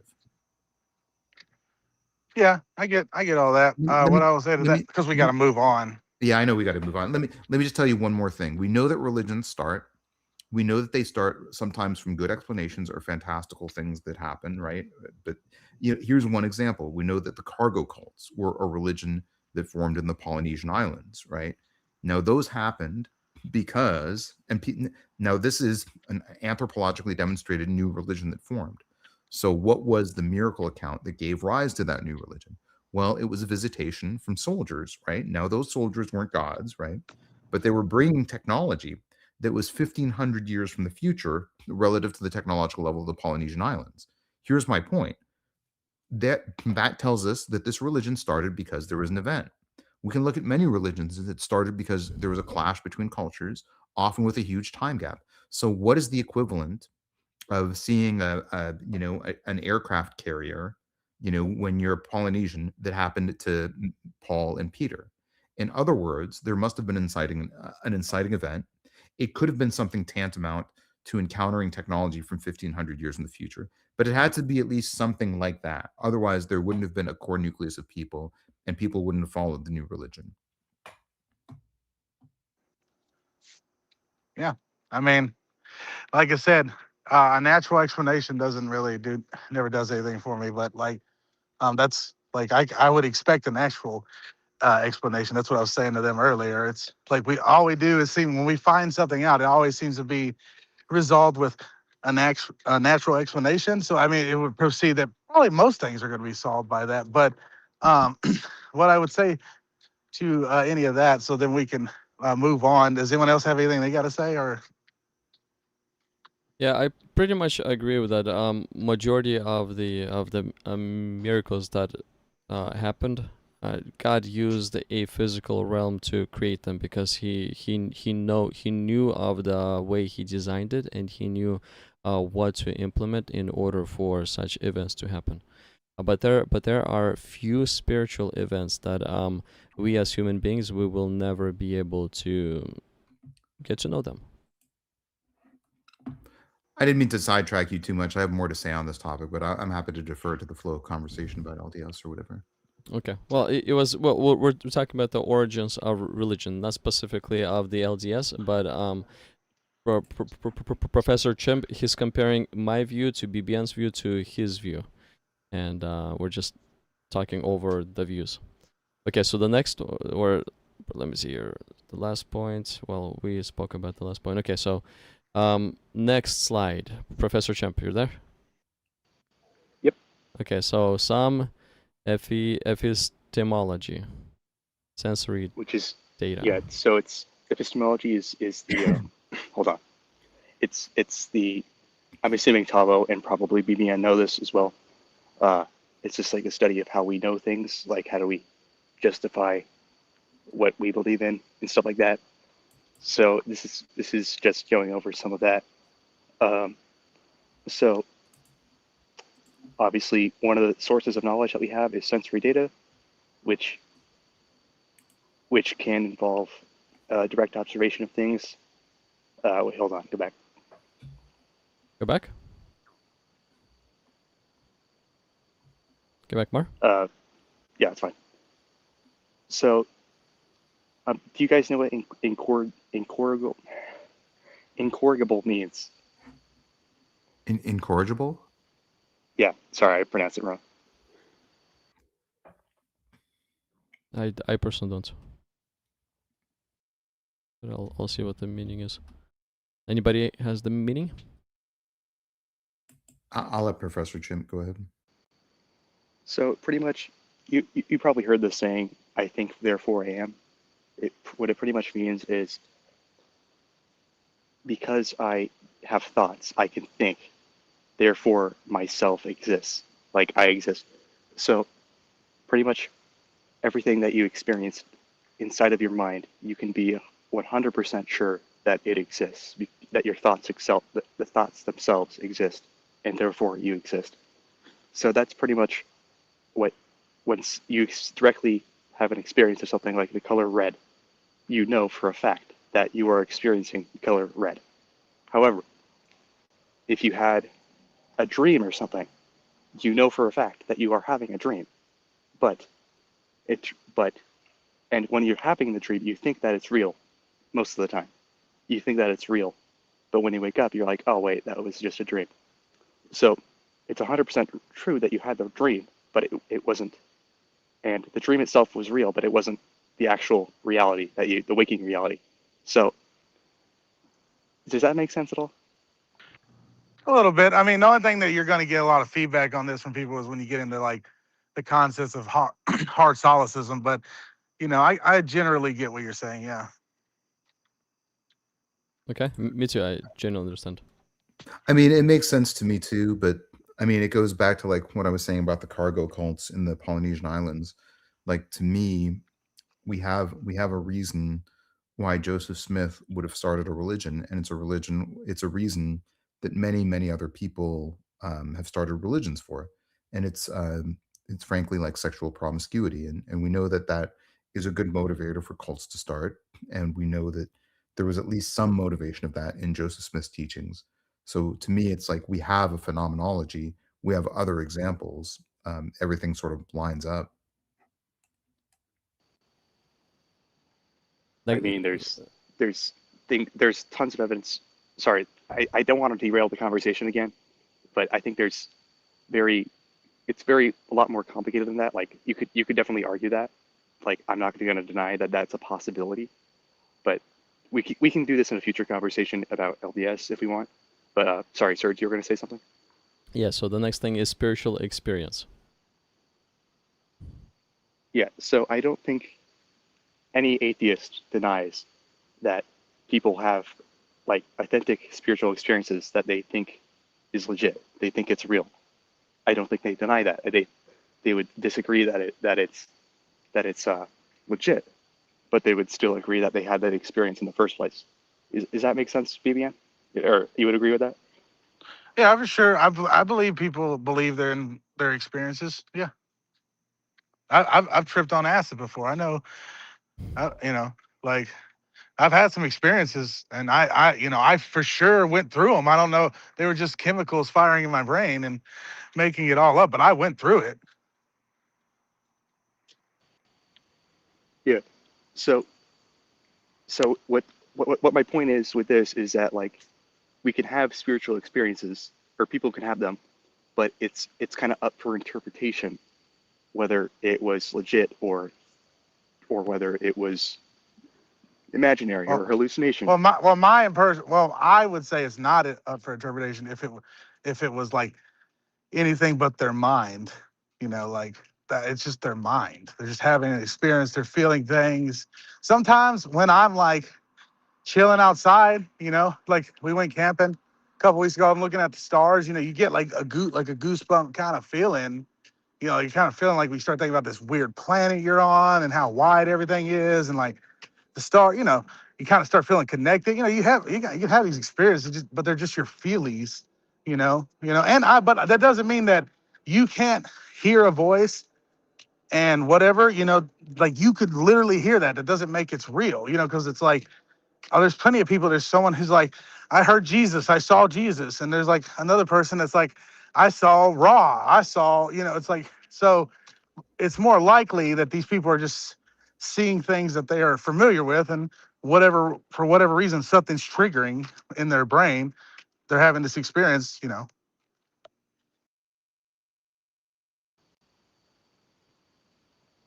Yeah, I get what you're saying. I mean, group hallucinations don't happen, though. I mean, that's an important, again, phenomenological discrimination I point. thought mass hallucinations do happen. No. Group hallucinations don't happen. Mass hysteria can happen, but that's a very different category of phenomenology. Now, mass hysteria there's a lot of differences. Usually, mass hysteria is associated with a collective experience of negative symptoms, but definitionally, hallucinations are internally generated. So, if two people are seeing the same thing, that should not be a hallucination in general. And that's true across the board of any psychological evaluation, right? But mass hysteria is a very, very different sociological phenomenon. And that's when it's usually associated with a vague fear or negative symptoms, or like sort of negative, vague clinical symptoms. That's the common setting of mass hysteria. I mean, sometimes it can be like the manifestation of focused attention, but mass hysteria is very, very different from mass hallucinations. Mass hallucinations, everyone at once seeing something, does not happen. If you look at the what was that lights of the sun illusion that happened in Fatima. yeah, Fatima, right? Was that it? Anyways, so during that experience, everybody saw something, but everyone came away with different things, right? So you wouldn't call that a group hallucination. You'd call that different people seeing different things. If everybody saw the same thing, then they would say, "Wow, there's something to this." The fact Right, was, but has that happened? well, I would argue that the appearances of Jesus are group appearances. I think there's different, like 8 or 11 different appearances of Jesus, and I think about 6 of them are appearances to groups. Yeah, I'm talking about like, do we of something we know for sure? We Like don't know. There's never been a group hallucination that has ever been like, oh, this is what they saw. Okay, well then, I don't know. I don't really care then. You mean like we haven't like? I wonder if people have tried like a clinical test where like we have like 3 different people in a room, and then like They've- try to get them to like hypnotize all of them, and then try to get them to hallucinate the exact same thing. No, and that's failed. People have I done. wonder if that's Yeah. They've- No, people have done. So my point is this: group hallucinations don't happen. If 3 people are seeing the same thing, that's because they're seeing the same thing. Now, people have done experiments in eliciting perceptions, and those are things where you can kind of have like group phenomenon, right? But they're very vague. Like, let's say you put 3 people in a very neutral room, and you have some component of sensory deprivation, then they will often sort of, and let's say you prime them by saying we're gonna have like some things, you might feel some weird feelings, right? So they will come out of that experience, and if you ask them independently, they will sometimes have similar sensory perceptions, but we wouldn't call that a group hallucination. And the perceptions that they have are very vague. I felt a little bit of nausea. I felt some queasiness. I had a weird feeling. Those sorts of things are not group hallucinations. But yeah, if you there's no body of literature about people who see things together where it's a group hallucination and the thing wasn't there. And the reason why is because generally that doesn't happen. Group hallucinations just aren't a thing. If you hallucinate, it's because you see it's an internal experience inside your own mind, essentially. I Good think question. BBN. Yeah, I think BBN would probably just disagree that like there's documentation of that, or no documentation of a group. If correct me if I'm wrong, BBN, but like you would probably just say like there's not enough substantiated documentation of the visitations of Jesus to multiple people. Yeah, no, it's not. I mean, like, listen, I mean, like, there's lots of Christians out there and lots of people hallucinate. So they've been fed a narrative their whole life. So you're going to get people that have similar hallucinations. You know what I mean? So it's like, but that doesn't mean anything because also we know it's still just coming from your, we know humans have hallucinations. So it's not that weird. I Or if mean, you specifically meaning a group one, like we don't have documentation of that. Right, allegedly. right. Well, do we? If we I do, I'm more than happy to, like accept it if we have hardcore evidence. think we have group hallucinations of Jesus. You can say they're group hallucinations, But it's just the problem is then you have to say that group hallucinations don't occur in any other context, and then you have to explain why they happened with Jesus. Yeah, I mean, you're talking about the ones like the biblical accounts you're talking about, right? I'm talking about anything in history. I'm talking about all accounts from the ancient world. Yeah, Well, I mean, not basic. really. If there's a figure and someone hallucinates them, that's not that weird. No, not Well, really. what, Like let's say on the account of disciples, they all saw exactly the same looking person, and he had nails in his hands and a hole in his side. All of them are seeing exactly the same thing. So if it be hallucinations, I don't think so that all minds are able to pop exactly the same image. I mean, I think if you say it wasn't that weird, then you have to explain why it wasn't that weird in that context. If I go, if let's say, like, I go on a march with 100 different people and one person sees Ronald Reagan, I would say, well, that's not very valid, right? But let's say 3 different people see Ronald Reagan. We'd have to be like, what made those 3 people see Ronald Reagan in the same place and at the same time? And I'm not saying you have to say that Ronald Reagan resurrected, but I'm saying you have to explain why it happened with multiple different people, and what the phenomenology was. And Yeah, especially with the and especially case, if they were to describe the Ronald Reagan wearing exactly the same clothes. Let me give you an example, BBN. Like, Joseph Smith had like these tablets, right? And he showed them to people, right? And this is often cited as evidence for the LDS miracle narratives. Most skeptics will admit that Joseph Smith probably had some tablets made. He probably painted them with some sort of metallic paint or metallic spray. A lot of skeptics agree with that. Why would 8 different people say that they saw these tablets, right? Which is the better explanation? That these 8 different people hallucinated the same tablets? That's not very likely. It's much more likely that Joseph Smith just had some tablets made. He showed them to people, and that's the end of it. It's not a miracle to say that somebody saw a tablet. Yeah, that's kind of my point. Yeah, I agree with that. Yeah. Yeah. Yeah, say, but no, But what? keep in mind the conclusion. You're reaching a conclusion. The conclusion is that those tablets physically existed. So now we have the hallucinations about Jesus. So we have to put that in a different category. And No, which is Jesus fine. resurrecting. I don't care about a person existing. Okay, yeah, that's what I mean. The post-death appearances of Jesus. You can say that you see that those happen because of a hallucination, but then you have to explain why there was a group hallucination when group hallucinations essentially don't really occur in any other context. Well, then I would say it's more likely than there wasn't a group hallucination. That there's something. There's probably just this is a story that's been written and rewritten. Well, but why was the proclamation so immediate? In other words, if you're saying this was a legendary story, that's fine. I think that's totally legit. But the problem is legends don't develop within 2 years. They usually develop within 80 years, usually 2 to 3 generations. Well, maybe I mean and it's more likely that this had a different timeline than the fact that it's real. Well, then you mean Jesus happened like before that? Sorry if I'm doing that wrong. Me or him? You said the timeline is different, so you mean like? No, he's essentially saying like usually when something like mythologized, it's in a timeline. The timeline doesn't match up, and I'm saying it would be more likely that the timeline is just different than the fact that it would be real. But that doesn't make sense, because we have testimony from the governor of Galilee within 10 to 15 years of the death of Jesus. We have testimony from Tacitus, and all historians agree that Jesus was active in around the year 30 CE.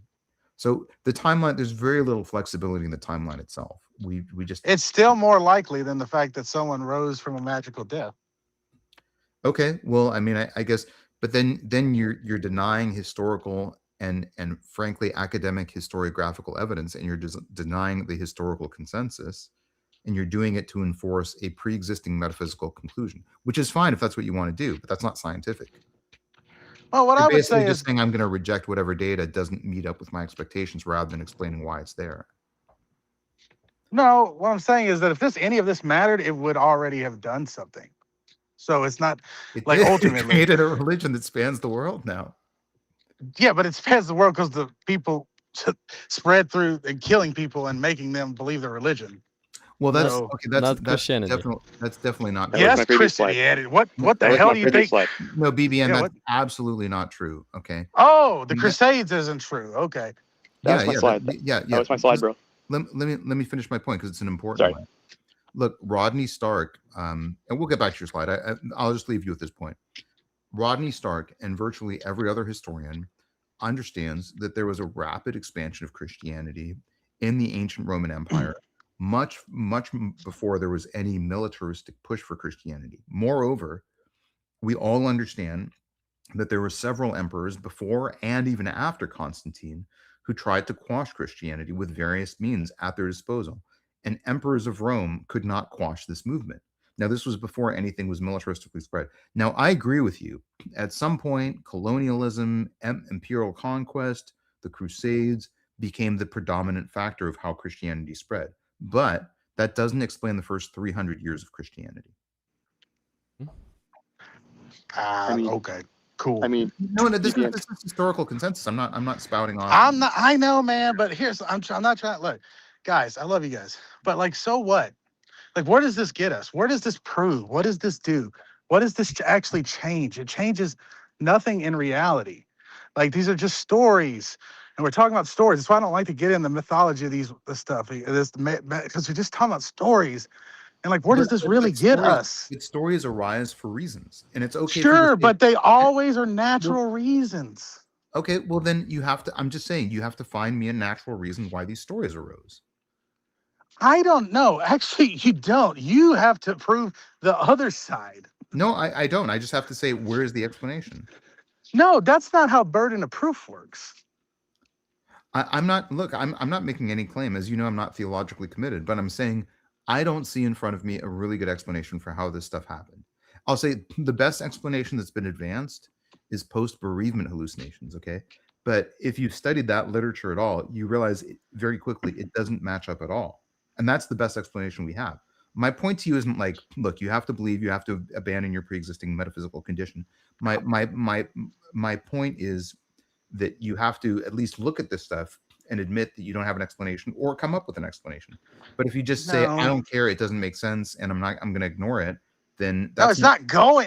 It's not going nowhere. It's not going. It's doing nothing. It's proving nothing. It's creating nothing. It doesn't matter if people believe in a religion or not. That doesn't make it true. Okay, well, like this. But then at least be like, my pre-existing metaphysical commitment suggests that I can just produce a blind spot over this evidence. But admit to yourself that you're ignoring evidence. Then what evidence? Everything that we've been talking about for the last 20 mintes. But I'm saying, what is it proving? How is it proving someone came back from the dead? Well, then I don't care. It's the whole point is to prove something. And my point isn't to prove anything to you. My point. Well, then what are we doing here? My point is to explain that you don't have an explanation for this. Explanation for what? And also, but that's not how burden of proof works either. That's how science works. There's something, we explain why it's there. Yeah, right. And it's always a natural explanation. Okay, so find me a natural explanation then. An actual explanation of what? Well, you said the timeline doesn't match up with. I didn't say anything about a timeline. He said the timeline didn't match up. I wasn't. No. You said the timeline doesn't match up. Would be a better explanation. That's what you said.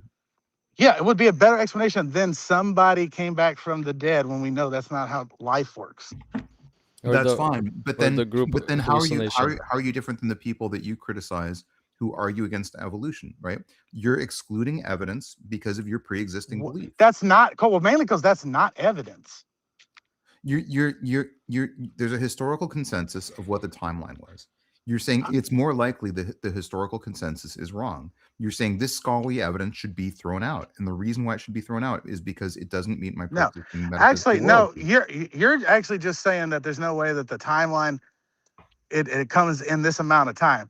I am simply just saying that why do you think it would be more likely that someone rose from a death that we know that's not possible than this myth? Then it's just mythology or story, whatever word you used earlier. And why would it be? It'd be more likely that it's that. Why wouldn't it be? Okay, I'll tell you why it's more. I feel bad. Did we lose Professor Chimp? Okay, no, he's still here. I don't want to derail the conversation too much longer, but and I'll just stop there. Go ahead, Professor Jim. My point is just that there's a historical consensus. You can't throw it out because it doesn't meet your metaphysical worldview, or you can if you want to, but then realize that you're ignoring evidence, you're ignoring the narrative of what actually happened, and you're doing it because it's not convenient to your own personal world. No, I'm doing it because it does nothing. It proves nothing. If you can prove so, listen, man, this is what I said to the guy the other night. If whatever you're saying, if it meant anything, it would change the face of the world. So I don't care. It's not changing anything. It has. Christianity hasn't changed the face of the world. It has. No, big time. we've already established just because a large amount of people believe in religion doesn't make it true. But look, Christianity changed the face of the Roman Empire within the first 300 years. It did change. That's not what I'm talking. I'm talking about. It didn't. Listen, like what you're talking about gives us no predictions. It doesn't tell. And I don't mean like. I'm talking about like what does it do knowing the thing? If the thing the thing you're saying is even true, what does that get us? Does that let's figure out medicine? Does that help us figure out how to get to space? Does that help us figure anything out? No, it's all just a bunch of fucking mythological mumbo jumbo. That's why I don't like arguing. It's stupid. Better society.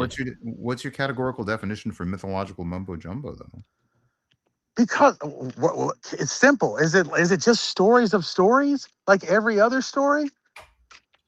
Well, I mean, look, I've been pretty clear about this. If I thought that there were no useful lessons in the New Testament, then I wouldn't really care, honestly. I mean, my point is that there are good lessons in the New Testament. Look, if you look at the Reuters list of the top 300 or so publishing scientists in the year 2017, it was a list that they published, the top scientists. About 4% of those scientists cited Jesus directly and constructively, even though they were atheists, right? So it's hard to make the argument, and I have a lot of other empirical proof. It's hard to make the argument that Jesus was an irrelevant intellectual figure. In other words, it's hard to make the argument that Jesus did not contribute to the intellectual legacy of humanity, right? So, take of that what you will. To me, the starting point is that there are good teachings here. And there's good empirical evidence to think that these are good teachings. And that's not me saying this. That's some of the most influential thinkers in recent memory who, again, cited Jesus directly and constructively, despite the fact that they were one, secular, and two, atheists. Anyways, I don't mean to derail the conversation. I'll turn back over to Professor and the teachings of Jesus, they actually brought a lot of good for our society. Extremely a lot of good too. Yeah. That's why I'm not want to really get into that because I don't believe in Jesus. And you know what I don't believe in? Like slavery. Who believes in Jesus? You, and you believe in slavery. So that's enough said about it. I don't believe in slavery. Not you. Oh. Me, I believe the slavery can be good and it can be bad. Exactly. Therefore, your worldview is bad. I'm good. Okay. Okay, so next, experiment on the ward.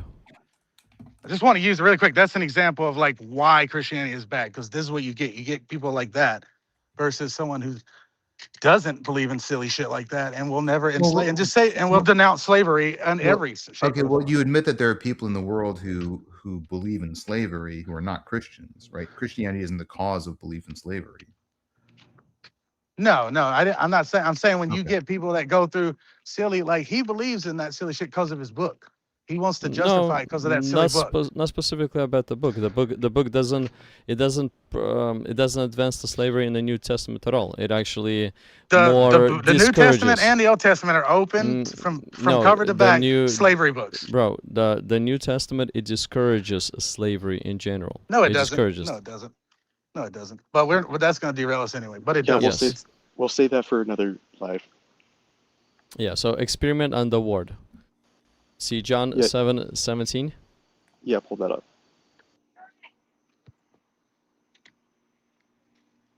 Okay, so this is what it says.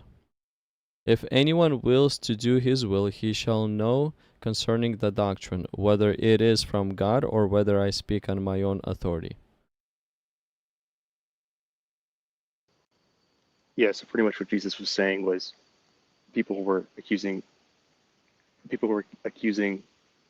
I think it was him they were accusing of just making up stuff, making up rules. And pretty much what he's saying is like, hey, if you obey the commandments, you will know for a fact whether it comes from, if it's just me making up stuff, or it actually does come from the Father, God. So it's pretty much, he's pretty much inviting us to apply his teachings to see if they are real or not. And I'm just saying that's part of the epistemology of how we figure out what the truth is. So, and then there's a comparable passage in Alma 32, which is in the Book of Mormon, but we don't have to go into that if you don't want. But If it says the same thing, just for the sake of time. oh, sure. Okay. Yeah. Okay. Institution. Oh, intuition. I'm sorry. Intuition. Yeah. Yeah. So, intuition is basically things that, or like, it's pretty much knowledge that you get without like direct supporting evidence. So that would include things that you just know intuitively by definition. Obviously, I just used the word in the definition, which is dumb, but it's things that you just know without any direct supporting evidence. So that would include axioms, which are in logic. Those are truths that thinkers accept as true without any evidence. So they just assume that logic works, or the 1 + 1 = 2, that math works, that kind of thing. And you have to rely on those. You have to rely on axioms, or you're never going to get anywhere. So I'm just saying that there are things that we all take for granted that can't really be proven either way. Does that make sense? A little bit. Can you break it down a little simpler? Yeah. So like, let's say we know that 1 + 1 = 2. It's like we can't really. I mean, I guess there are mathematical Says proofs. you. One more, what do you mean? Nah, I'm just messing around. Go on. He's messing with you. He's messing with you. Yeah. Oh, dude, you got me good. I was like, huh? Okay. Let's see. So I'm not trying to undermine anybody's, like, I don't want you to like question reality and be like, dude, I can't believe anything anymore, man. Yeah, Nothing no, like that. dude, I've read a lot of or enough about hard solipsism. I'm good. I don't want no part. It's stupid. I actually agree with you there. Like that's basically when you're 12 years old thinking like, dude, am I the only one? Oh my God. Yeah, it's fun to think about, but like When ultimately you're it like 12, doesn't yeah. do nothing for us. Just Yeah. So, and then let's see, Serge, if you want to hit the next thing. Okay. There's an empiricism. Yeah. So this is pretty much just the worldview that you can use your senses to observe things, and then this leads into the scientific method, obviously, of using your senses to learn about the world, and then that ties into axioms because you have to use logic, and that's all cool and dandy. And then next thing, please. Authority. And under authority, we have law of witnesses. Yeah, so that is in the Old and New Testaments, which BVN is probably going to crash out on. I'm totally kidding, man. Sorry. Don't crash. No, I'm totally kidding. So, yeah, the law of witnesses, which was cited by Jesus, which is pretty much saying that if you have a claim, or specifically a claim of something that happened, it's more likely to be true. This is kind of self-evident, but it's more likely to be true if you have more people. So that's kind of goes into the group hallucination kind of thing we were discussing on. But next thing, please. Okay. Scientific consciousness. Or consensus. Consensus, I'm sorry, yeah. That's right. So this is pretty self-explanatory as well. It's just saying that when it comes to scientific truths or facts about the natural world, it's more likely you can be more certain that it is correct if there is a consensus within the scientific community. Doesn't mean it's going to be 100% correct, but that's what you can, it's more likely to be true based on that. So, and then I just wanted to see if we all agree on this little equation I made, which is, sorry, not to be kind of goofy, but let's see. So if you want to read that, Serge. So the next one is faith equals lack of complete certainty does not equal lack of evidence or total lack of evidence. Does that make sense? I do understand this. So lack of complete certainty is faith, but not the total lack of evidence. Yeah. So I honestly don't know, BPN, what you think of that. Obviously, you're not convinced of anything because there's no proof in your eyes, which is fair. I don't think there's gonna be proof, but I think there is gonna be. If God exists, He is gonna leave. He's gonna leave evidence for us to consider, which ties into the law of witnesses and stuff like that. But obviously, sorry. What do you think? Just to understand what you're saying here, you're saying that like just because you have faith and you believe with lack of evidence doesn't mean that there isn't evidence. Well, I'm saying that faith, by definition, as the scriptures define it, is a belief that you have with lack of complete certainty, and but it doesn't necessarily mean that there's no evidence at all. So you can have some evidence, but not complete proof, for example.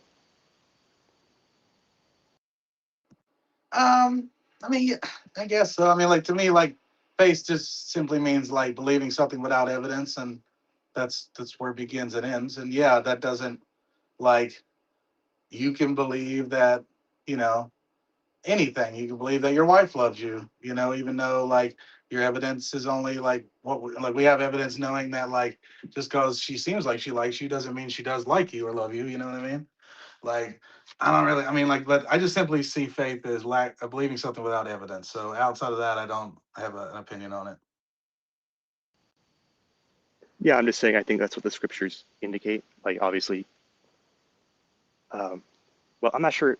You might agree that there is some evidence. There is like some evidence, but there's not enough to convince you, obviously. But so you would say like it's like like for the example we were talking about, like if there's group hallucinations, like it's like it's possible that that's could be them all seeing something, but it's a lot more likely that there's a natural explanation. That what you would say? Essentially, since we have not no evidence of the contrary. That's fair. That's fair. Yeah, That's reasonable in my opinion. I personally would not believe in blind faith. If there is, okay, if I don't have total evidence, then okay. But if I have no evidence, then I would not consider that to be faith to start with. What's Yeah, the difference between faith and blind faith?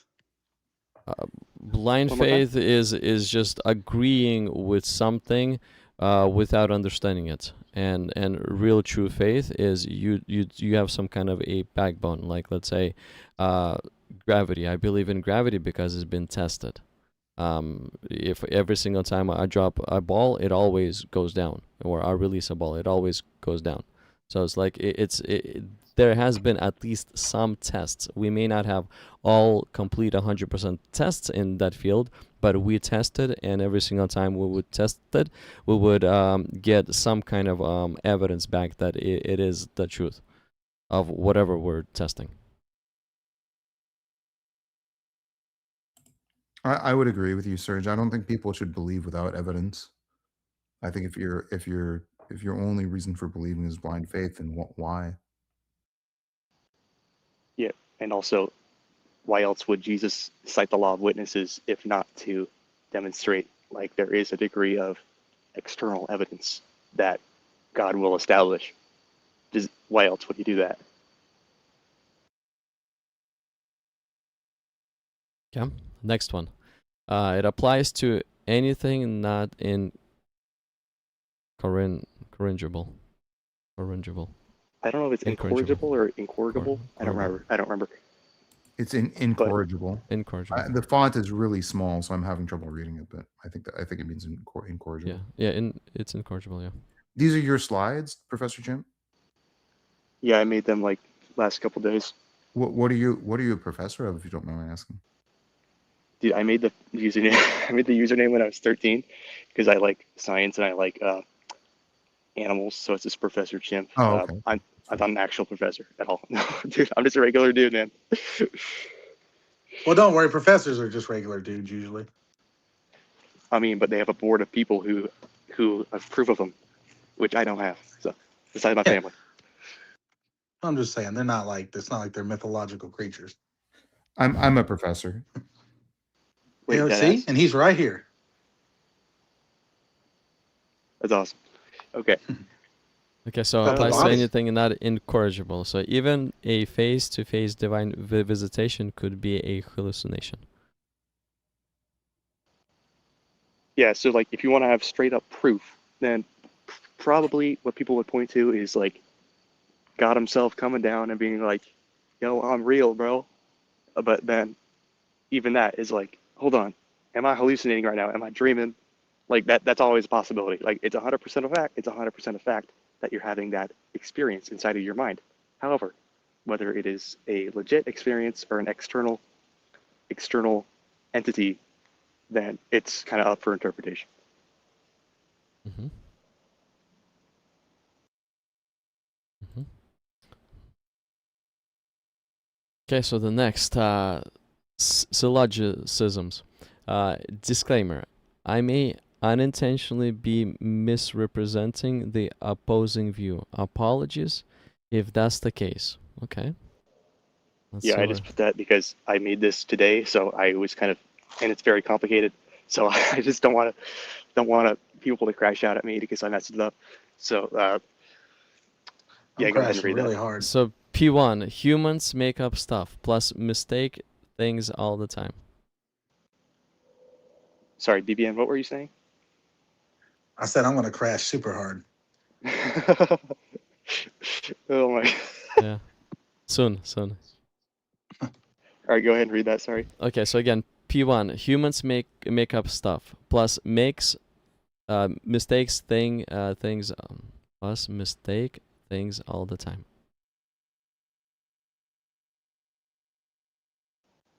Yeah, so this is the first premise, which we would all agree with, pretty much. I think we would all agree that this is true. Mm-hmm. P2, religions contradict each other. I think we would all agree with this as well. Uh-huh. P3, evidence or lack thereof outweighs truth claims.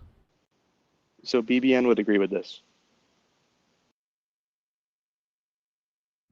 Sorry, I had a hard time hitting the button. Yeah.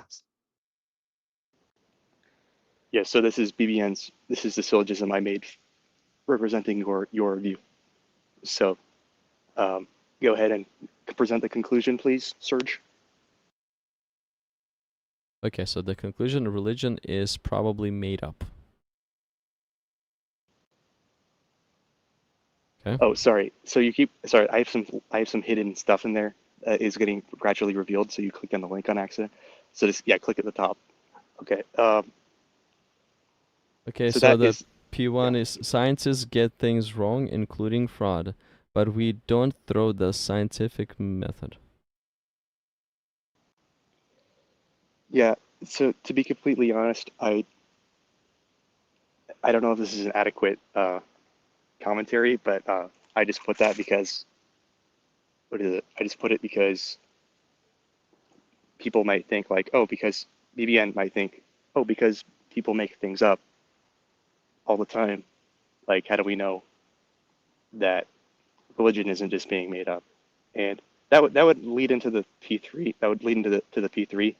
But but I was just saying for P1 specifically, just because people make up stuff doesn't mean, and I don't, you're probably not saying this, BBN, but just because people make up stuff doesn't mean that um, a field of study is or a field of belief is completely or more likely to be wrong. I don't think you're saying that. Is that right?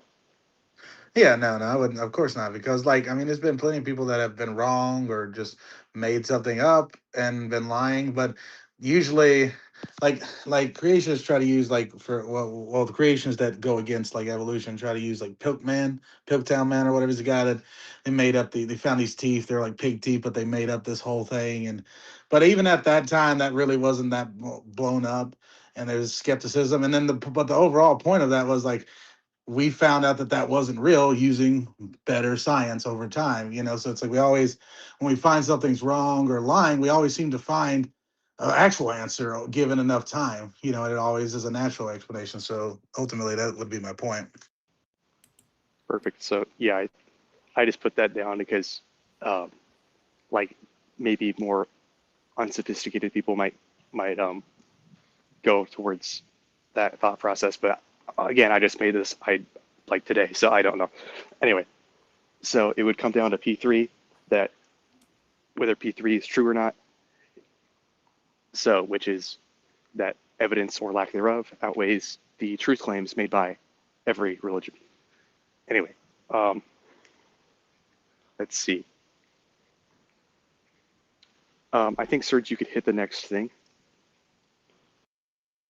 Okay, so P1, so a little more down. P1. Non-psychiatric hallucinations are widespread. P2. Cultural expectations predict religious experiences. And claim is claims of divine visitations by cognitively sound individuals are unremarkable. Yeah, so I just threw together another possible um, possible line of reasoning. Again, I don't know if this is going to be accurate or not, but It's I put little. it's not. P1 and P2 are false. But what's the purpose of this syllogism? I mean, I'm assuming this is kind of going somewhere. Again, I could be totally off my rocker right now, but I was just saying this might be some line of reasoning that we could explore regarding like why you would be an atheist and maybe supporting evidence for atheism.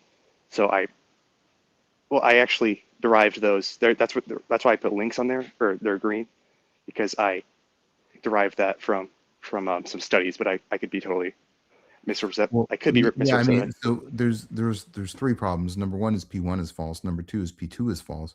Number three, P2 and P3 aren't really associated with each other, right?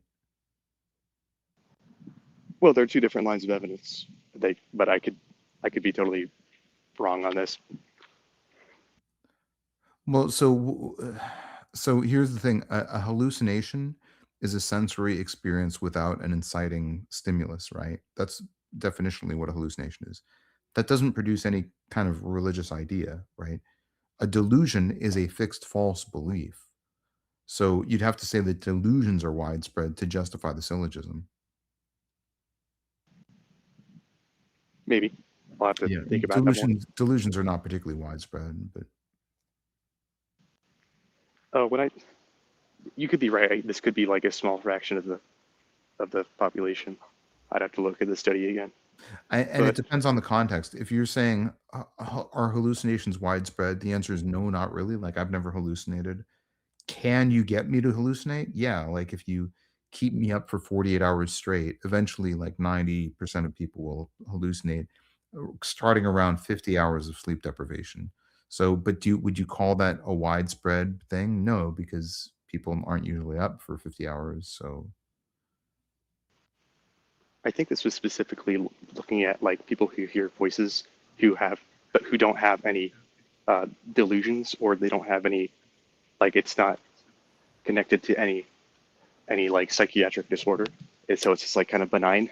Um, well, that's unusual then, because if somebody comes up to me and says, "I hear voices," and I it really depends on what they say after that. If they say, "I hear voices telling me this," like then I'll say, there's a really good chance that you're psychotic. Maybe you're not. Maybe there's some other explanation, but odds are you're probably psychotic. But but I mean, it depends on what the context is, right? I had this one guy who like, I saw, and he was like, I heard a voice, and the voice said to me, check the boat.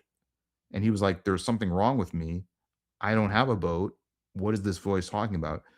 And so, so I said, what you're experiencing is temporal lobe epilepsy. And we did an MRI and we found a temporal bone, a middle cranial fossa tumor, which was affecting his temporal lobe, right? Now, if that's very different than somebody saying, I hear voices and they're telling me this stuff. Because if you talk to those people, they actually don't really know whether or not they're hearing people talking about them. They actually think that those voices are out there and people are actually saying things to them.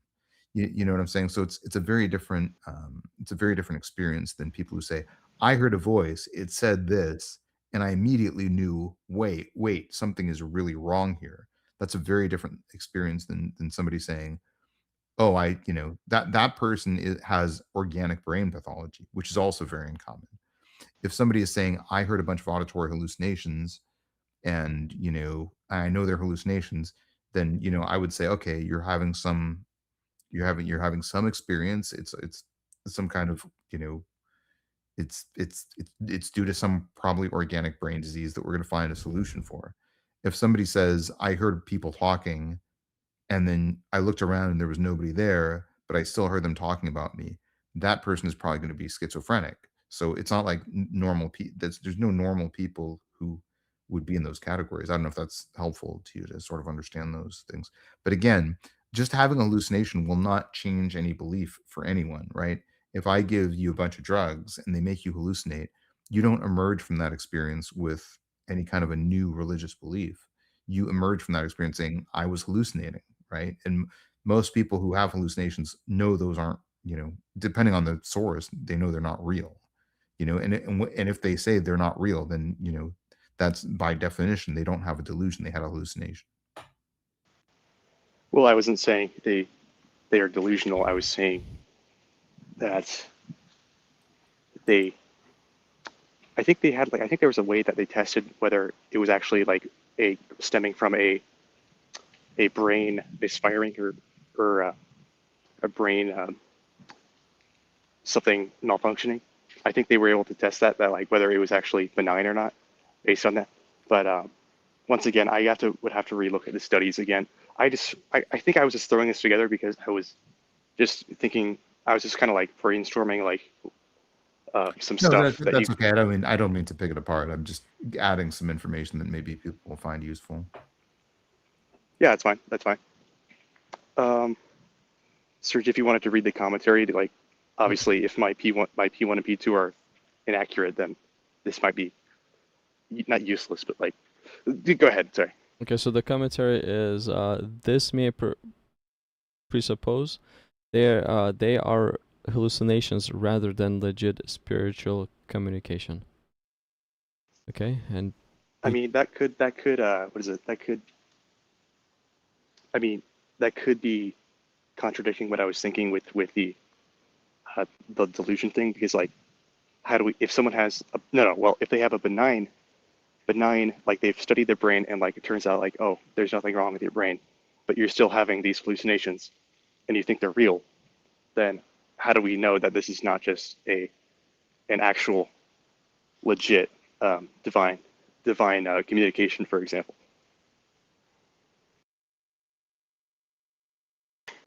I might be rambling, but continue. okay.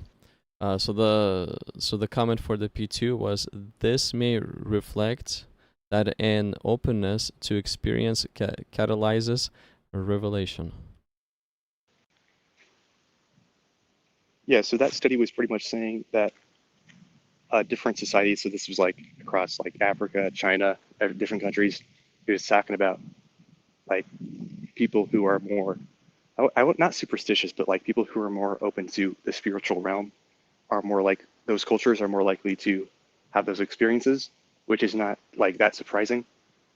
And I'm just saying that's compatible with a religious explanation. It doesn't really prove anything either way. Whether it doesn't really prove anyway if it's actual spirits or if it's actual, or if it's just evolutionary psychology going on.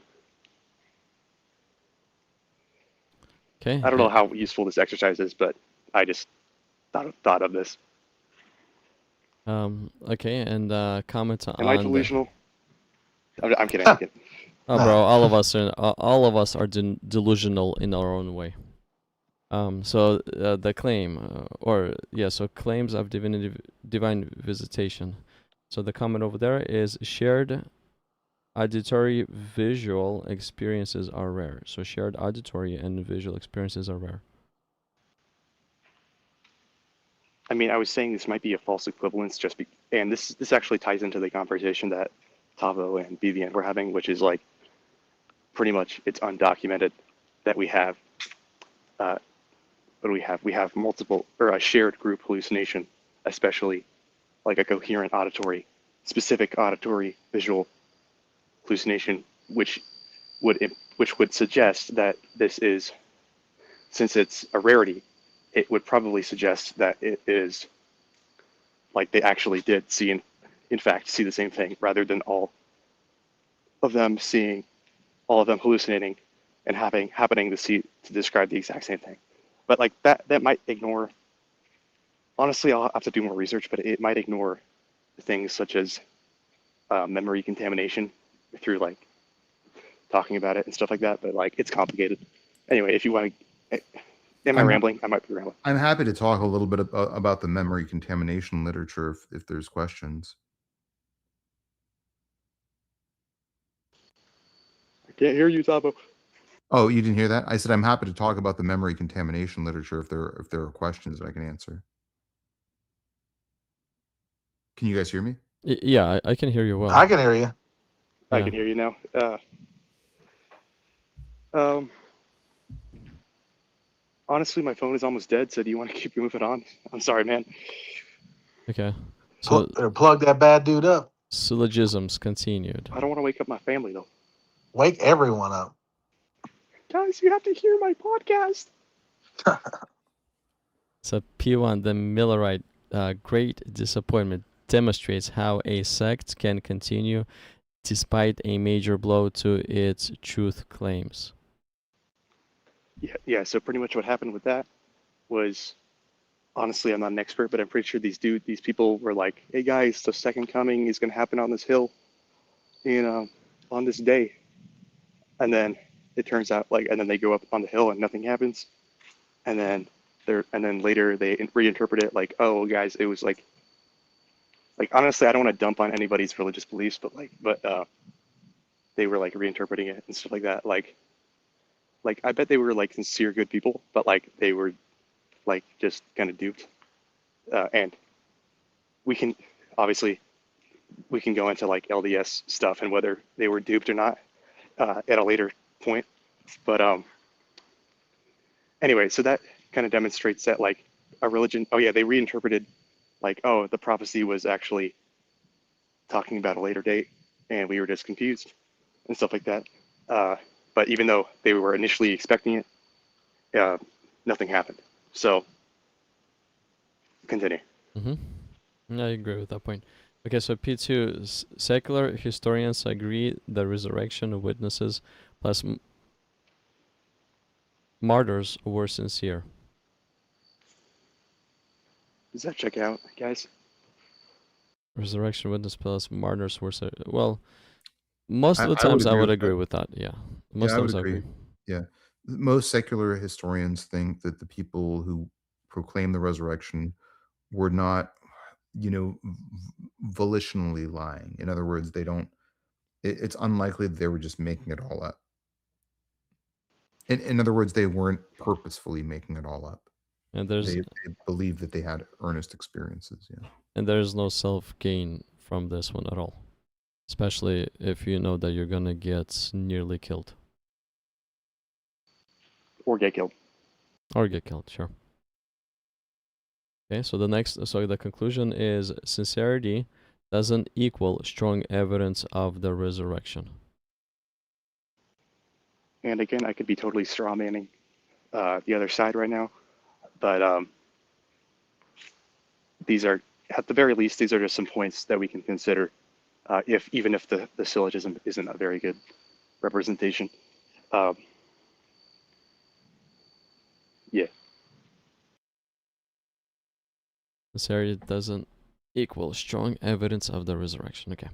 So the first comment was the event may show blind conviction can exist, although this may ignore an authentic testimony of Christ.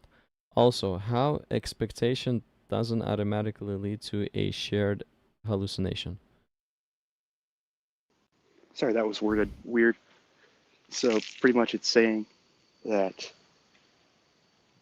even though blind conviction can exist, um, I guess I think what I was trying to say was that doesn't preclude a even though they had a blind conviction in a specific event happening, they may have still had a real authentic relationship with Jesus, and that doesn't preclude that from being true. And or like we would have to point to other evidence like the resurrection itself, but but let's see. And then I said I was trying to say how wait, what does it say? So also how Oh yeah, expectation doesn't automatically lead to a shared hallucination. yeah. So you could have a bunch of people who are like fully earnestly expecting something to happen, like a visitation from Jesus himself. However, just because they had a very earnest expectation, that doesn't automatically generate a doesn't generate a hallucination. So what I'm saying with that is, if like you're an atheist and you're trying to be like, well, like maybe these dudes were just like hyped up and they were like hyped up to see Jesus return, and then they just imagined it. Like this would indicate like we have a known example of that happening, and then it didn't turn out like that. I'm not saying it's a total slam dunk. I'm just saying here's something to consider. Okay. So the comment for the P2 is this may be a false equivalence considering the Millerites didn't continue to claim the miracle happened, nor were they persecuted.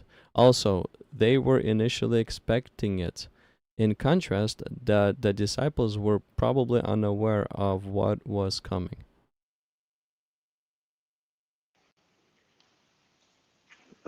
Hopefully that's self-explanatory. Anyone so far has any comments to any of these things? I'm good so far. Okay. Okay. Again, So I just oh sorry, this is we don't have to get into this because my phone's gonna die. So this was just I just wanted to do like a experiment where, or not like a thought experiment where we go through what would needed to have happened with the Book of Mormon witnesses in order to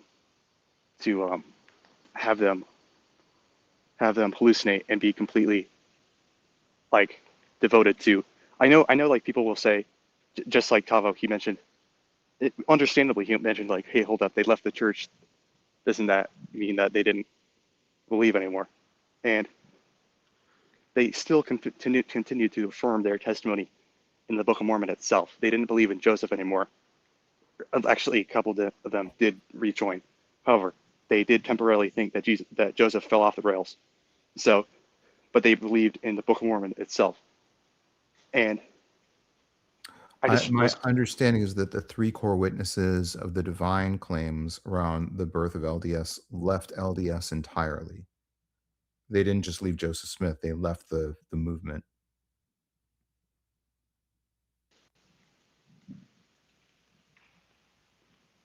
well. Is that still? They still kept their belief in the Book of Mormon. They like continually affirmed that it was legit. I mean, they didn't deny their experiences, but again, they didn't contextualize their experiences as sensory experiences either at any point. In other words, the three individuals, there were 8 individuals who held the physical tablets, right? Now, that to me is not a miracle claim. Fine, I believe that 8 people held tablets. That doesn't really do anything for me either way, right? Now, there were 3 people who saw the angel or whatever, right? But they all used language that was highly spiritual. They all said, "I saw the angel with my spiritual eyes." right? So that to me is also not, I don't know what that means. I don't know if that means that they literally saw an angel. If I'll tell you, if an angel came and appeared to me and I was talking about it later, I would be like, yeah, there was no doubt that my eyes were open. The angel was right there in front of me. I wouldn't be like, I saw the angel, but I saw it with my eyes, as one might see a spiritual entity. Like, you know what I'm saying? Like, so they didn't deny their experiences.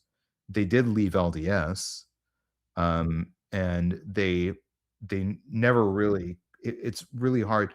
And I mean, it depends on who you talk to. Some people look at these testimonials and say, yeah, these were people who literally saw an angel, and some of them say, no, this is just a metaphorical vision that they had, like the as you know as though they might have been guided through a visionary experience by Joseph Smith.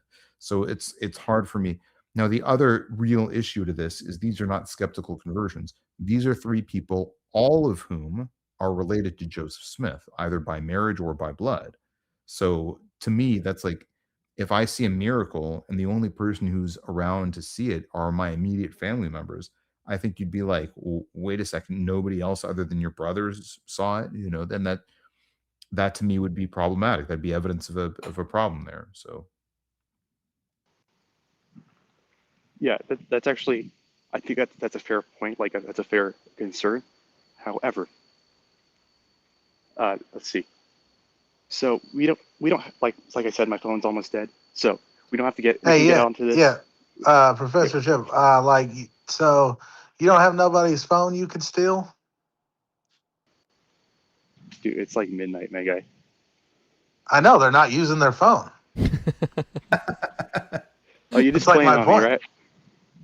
No, I'm like, dude, like I could use my girl's asleep if I could go use her phone if she was like, she wouldn't care. I mean, I'm not to say I'm mentally drained, but like, I mean, Oh, okay. can I just ask you a question, Professor Chimp? I mean, yeah. What's up? you What's up? you believe in LDS, right? You're Mormon. Yes. I mean, can I ask why? I mean, there's so many religions that have a much better factual basis than LDS. Like, why pick something that has such a weak factual basis? Well, I think until you can steel man the other side, I think you should you should until before you criticize it, you should steel man the other side, which is what we can get into in Yeah, another I'm fine with that. I thing. mean, you should check out my CTF argument. What I did in that argument is I looked at 17 different religions using 13 different historiographical evaluative criteria, and I said, what is the evidence for each of these religions? And in terms of like earliness of attestation, LDS actually does pretty well, right? But that's because it's I'm comparing it to a lot of ancient religions that didn't have the printing press around. But in terms of everything else, LDS actually does really poorly. Yeah, and like I said, you would have to. Well, actually, I will check that out because that sounds interesting. However, I think until you can understand why someone would believe it, and you can be like, okay, Well, this but actually isn't that seems what like I'm it's. asking? Why do you believe this? I'm asking you that. Oh, I can do a whole giant ass uh, presentation. Sorry, I'm not trying to brag. I'm just saying I can do that if at some point if you'd like, because it's pretty lengthy. Yeah, if you want. I mean, I've not had any LDS people on my channel. You're welcome to come up on the channel. I Oh, do cool. have a community of people who are very, very have a lot of antipathy towards LDS, including, like I said, a very close member of my community who was literally, essentially kidnapped and imprisoned by an LDS sect for many, many years of her life until she finally broke out. And she wrote a book about her journey. So it's there are people in my community who are very sort of who have a lot of antipathy towards LDS. But I mean, you're welcome. You're always welcome to pop over and talk to me about it. And I do a little series called Talking with Tavo, and I have a lot of people that I disagree with on that. And it's not really a debate. It's really more just tell me about your viewpoints, tell me about your values, tell me about your ideas. Yeah, sounds great. Not the kidnapping part, obviously. That's not great at all. And like I said, you Eh, should keep that separated. I think you should keep that separated from the mainstream LDS. Like you could, like, obviously you could argue like, oh, these ideas that are in LDS led to this other idea that was very bad. Like you could argue about that for pretty much any sect. But like, yeah, that actually sounds very interesting. So I might do that. Is it? I mean, I guess I could save the rest of my presentation for that. Any other comments, BBN or Serge? Is the rest Yeah, what's up? is the rest of it pretty much about LDS? Yes, I think so. Unless you want to like skim through there like fast, so I can double check it. Okay, so you have naturalistic scenario continues. Reductio ab absurdum. Yeah, I can just say this for next time. It's fine. Okay. Well, this is the last slide that you have. There's no other slides. We're pretty much at the end of all your slides. Yeah, like I said, I'll just save that. But Okay, so what are a few points of the conclusion from this whole entire thing? So origins of religion. well, I think we went over everything I wanted to talk about, which intersected with evolutionary psychology and stuff like that, which I find very fascinating. And what else? And then what's his name? BBN. I like when you bring up like if we just eliminated all religion, like, and then like thinking about that scenario. I think that's a very interesting question. So I appreciated that. Yeah. And Tavo, I appreciate you. You're cool. And of course, Serge, you're really cool too. This is kind of a lame outro, but No, feel free to find me on my channel if you'd like. If you ever like to talk further, I'm here. I've been here the last few Mondays in a row, so I'll probably keep popping over here on Mondays. But you're welcome to find me as well. And Professor Chimp, thank you for actually taking time and putting such things together for us to have a conversation around. Yeah, it was really good. Thanks, Serge, for reading, because I can't see this shit at all. yeah, hopefully it was interesting to at least think about and if I janked up, if it's all janky, then hopefully it'll at least get you to think about some things. And I'll definitely re-look into those studies that I like looked at for like 5 seconds. Yeah. No, I think you did good. I think the way you framed it, even though you're on the Christian side, you weren't very biased about any things. You didn't misrepresent a quote. You brought the points like from like the consensus of like why we say the things we say.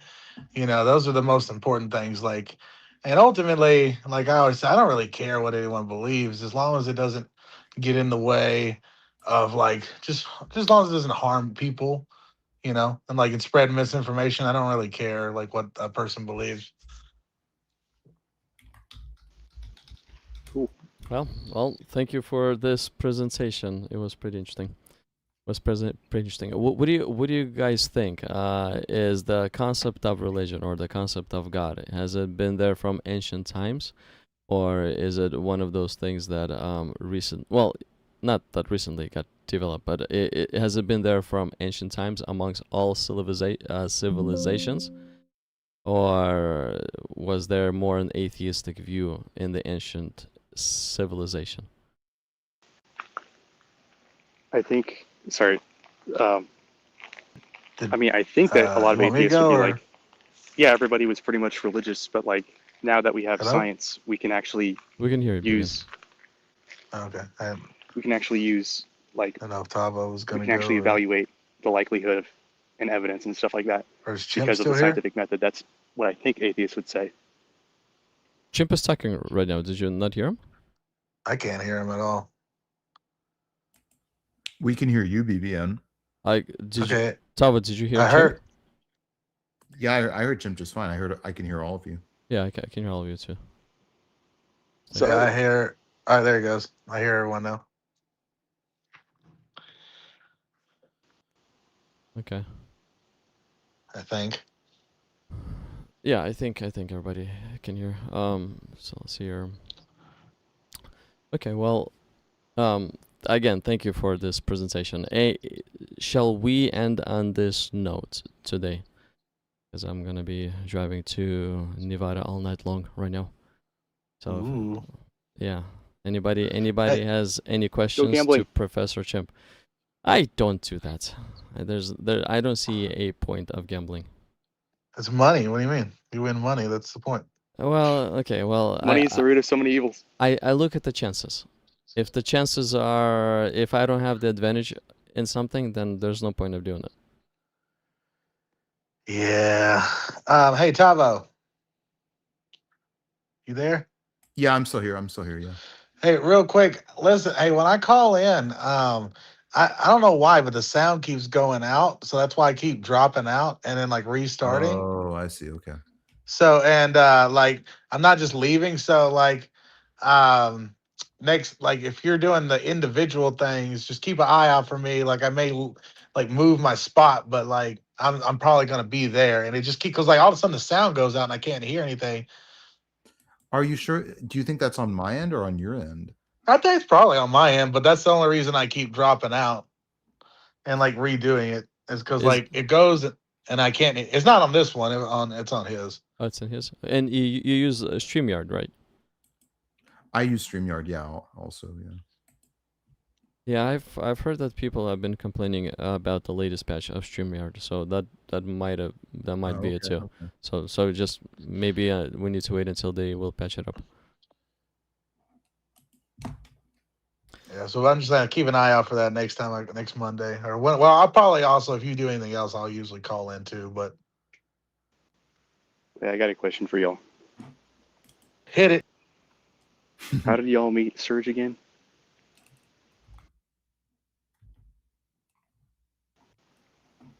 How did you find him? I just saw him on YouTube one night, and there was an easy connection, and he was talking about the stuff I like to talk about. Yeah, I literally just like saw him like with 5 viewers, and I was like, oh, 5 viewers, and then it was like, what is it? I like saw Joseph Smith on the thumbnail, and I was like, oh, I know that guy. Yeah, Yeah, whenever I do the LDS related topic, there's not much viewers that come around.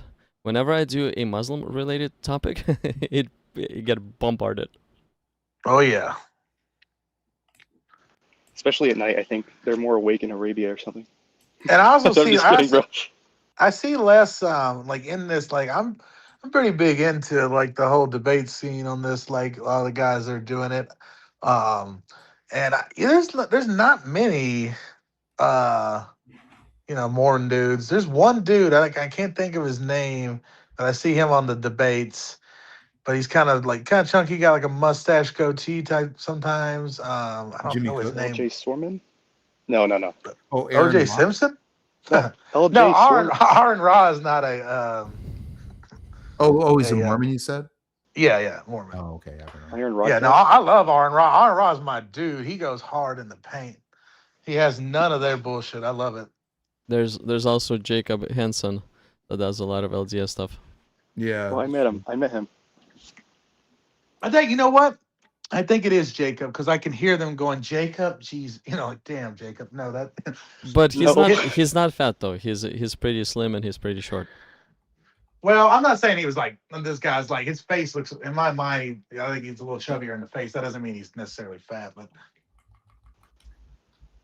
Hey, real quick, do we have any like chats to respond to, or is it all brain rot? Let me see here. So let's see what we have here in chat. Scroll far back. you guys like bread? Bread is my favorite, bro. Literally my Bread? favorite. Yeah, I've been making bread for the past 2 months. My wife has been making our own homemade bread for the last like I don't know 5, 6, maybe even 10 years. Bro, That's awesome. it is, especially once it comes out. It is so good. I can eat like half the loaf easily. Now I see why Jesus was so tempted, bro, by that rock, bro. Well, especially if you're hungry. Yeah. Yeah, I've been making this honey ciabatta bread. This stuff is great for everything. Let's see. We don't really have any there's just a conversation that's been going on in the comments between the people. It looks like. Yeah, I saw a lot of comments saying like they got like the BBN sounded really handsome and debonair. I saw a lot of that. Yeah. I've Can seen confirm. I've seen some comments where people are praising BBN, but they said this guy is so closed up, and people are praising Tavo as well, and people were saying go Professor Chimp go. Wait, no way. There's no way, bro. Seriously, people were saying go Professor Chimp go, lay it all down. Dude, BBN, I am not that guy, dude. I am not that guy. BBN, do you have a channel if I want to check out your martial arts? I do, and I don't want to tell it only because I would last thing I need is someone like blowing up my because my martial arts if once you know it, you know exactly where I'm at, who I am. Oh, gotcha. Okay, yeah. Dude, you should And wrestle. I'm okay with that. I'm the same way. Like I Yeah. appreciate my. I don't care. I don't care if people know who I am. I really don't give a shit. But the last thing I need is someone being like calling my gym and being like, "You're a fucking guy. Fuck Jesus." Whatever, just like. Yeah, you don't want the Crusaders to visit you, right? Yeah, I'm more than dude. I'm more than happy to like talk to anybody face to face about anything. It's like it's just the world. The world is crazy.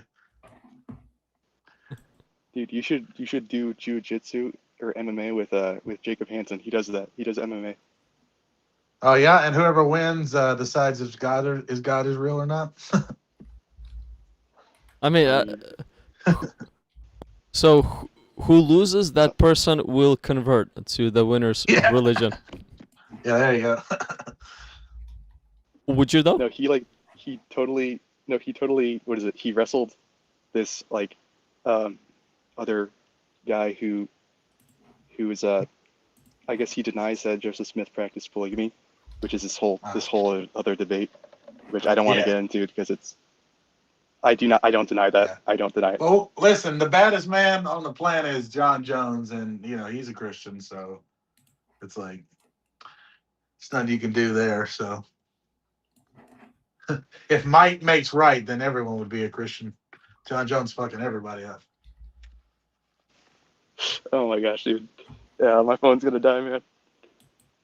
Yeah, well, hey guys, I would just want to say thank you for the chat. Thank you, BBN, for showing up and for coming on. Thank you, Tavo, for your wise inputs as well. And Professor Chimp, thank you so much for taking time and putting that thing together for all of us to think about. Yes, it was really fun. Dude, yeah. Thanks for taking my input, bro. Like, I can't believe you actually took my suggestion for a live. And then you let me kind of pick the part of the thumbnail, and I was like, "That's awesome, man! I love that. You're so cool." Well, let's continue to talk. Let's just continue to talk. Continue to make presentations, topics, and then of course I'll let you show it here what you got, and then let's talk it over. Let's talk like let's say if you were just to show whatever you got without allowing us to speak, then that will not be acceptable, because the show is let's talk. So if you present your case and then you allow us to have our inputs, thank you. I like that. Alrighty, see you guys. Okay. All right, man. Yep. Well, thank you guys, and thank you so much. And Tavo, can I borrow you on the 27th of Monday? The 27th of July. Yeah. For what for? For basically for the resurrection aspect. I wanna dig in your mind of everything that you know in resurrection aspect. All the historical claims, all the secondary books, all the enemies, everything. I'd love that. Yeah, that'd be great. Yeah. Yeah, I'll make a questionnaire. You're still here. I'll make a questionnaire, and I'll send it to you maybe like a week beforehand or so. Okay. Yeah, I'll give it my best shot. Yeah. Okay. Thank you. I do appreciate it. Because I do see that you've read a lot and you consider a lot. You thought about it extremely a lot as well, and I do like your logical viewpoints too. So I don't know. I mean, I'm a little. Yeah, I don't yeah, know. all of us have our own logical fallacies and stupidities too. That's what makes us human. But still, you've done something that I haven't done much of, so it's great. Jackie says that I'm really really smart for as stupid as I am, and I kind of like that. Yeah, that's a pretty good one right there. Yeah, whatever that's supposed to mean, but yeah, thank you. Yeah. You're smart for a dumb guy. Yeah. Exactly. Yeah. Yeah. Is that your gal? Maybe someday. Yeah, I don't know. Yeah. Well, She's it's always really good to have something. Name like Jackie. That's a cool name. That's a good name. That's not her real name. Like Tavo is not my real name. Well, we picked pseudonyms because, like, I'm like you. I don't want to be like, I don't want people to know that I'm chatting at like 11:30 at night rather than doing my homework, which I should be doing. Yeah, I'm not, dude. I'm not trying. Like, I'm not trying to like. Yeah, I'm not even being funny. I'm not trying to get kirked, dude. Like, people will do it. Serge is my real name. I live in Sacramento. Please don't come after me. Yeah, I don't. People are crazy on here online, man. Yes, they are. Yeah. Some of them are. Woohoo! Okay. Wild out there. Okay. Well, guys, I guess I'll let you go, and then I'll say my final conclusion, and till next time. Okay. I appreciate right, you good to guys. see Yeah, you. Tavo. When's your next one? Every Monday 5 p.m. PST. But if you I know, you got begin, anything else coming up? I'm happy to have a chat online with you and just put it up and just we can talk about whatever. So if you Yeah. Yeah. Tava, you're doing random streams too, right? Because I think I've seen you live on was it Friday of last week? I think I had a debate on Friday. So I mean, I know I had a debate on Friday with James Fodor and Dale Glover from the Real Seekers channel about the Shroud of Turin. It was a really great debate. I'm agnostic about the Shroud. So, but Yeah, I enjoyed that. Oh, I'm glad you liked it. I'm glad you checked it out. Yeah. Yeah, I think that guy came through pretty clear with like what it was. Yeah, I mean, I learned a lot. I'm still sort of agnostic about the Shroud, so it didn't really change anything, but it was a good debate. Yeah. Anyways, yeah, I usually go live every Monday on schedule, but yeah, I mean, sometimes I do other stuff, but yeah. Okay. Yeah, I catch them. If it pops up, I've been looking. So. Oh, I appreciate that, man. Yeah. It's fun. It's good conversations. Oh, thanks. I hated to do what I did to that guy last time, but I really had to go. But I just wanted to run through those things really quick. Yeah. Okay. Well, thank you guys again. Okay. You too. All right, You too. Yeah, I'll see you around. Yeah. Thank you. All right, Thank you. night, everybody. Good night.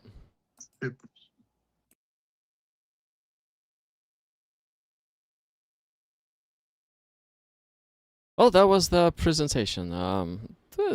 There was some interesting points in that presentation. Some of the points that I think all of us would agree, and some of the points that we may not necessarily agree. But still, I just want to say thank you to Professor Chimp for just taking time out of his schedule and putting this together. Just for that aspect alone. Thank you. Thank you. Thank you. So this was Origins of Religions. Why do we believe in a greater being? Why do we believe in a greater being? And I personally think that when a person comes to the end of themselves, that's when they lift up their eyes and search out for the greater being that can possibly help them. Like in the ancient times, during the times when famine would strike the land, and the food supply would be extremely low. There's nothing much that people are able to do. So thus, they would, I guess, create a god of their own. Some would create Dagon, and they would bow down to that big rock that they carved. Some would look at the sun and consider the sun to be a god and bow down to the sun. Some would search out for the rain clouds and maybe worship even the rain clouds so that there would be more rain and the famine would stop. But basically, the core of it all is whenever a person comes to the end of themselves, that's when usually they seek out someone who is greater, that are able to help them. And one of the most this is what I personally think, one of the most oftentimes when people are in a search for God is when death says, hello, I'm just around the corner and I will come to get you soon. When death says hello, that's when I see a person, most of the people, I'm not saying all, but there's a great overwhelming amount of people that they start to think about God. Even if they never thought about God before. But when death comes and says, hi, I'm just around the corner, I'll come for you soon. Now, death is greater than us. We cannot do anything about death. But we somehow internally know that God possibly can do something about death. And then we start to rely on him because we start to think that he is the only one that can actually help us. This shows to me, even though people may disagree with the fact with this claim that God has written the reality of himself within our instinct, but every single time there's an issue. From an atheistic standpoint of view, from a religious standpoint of view, people are overwhelmingly turning to God. To what? Yes, to even soothe their anxiety. Because God is the only one that can offer peace. He's the only one that can actually offer joy. He's the only one who can take the anxiety and fear and depression away. So yeah, religion does help in many aspects. But amongst all the religion that we have, there's one truth. There's only one truth.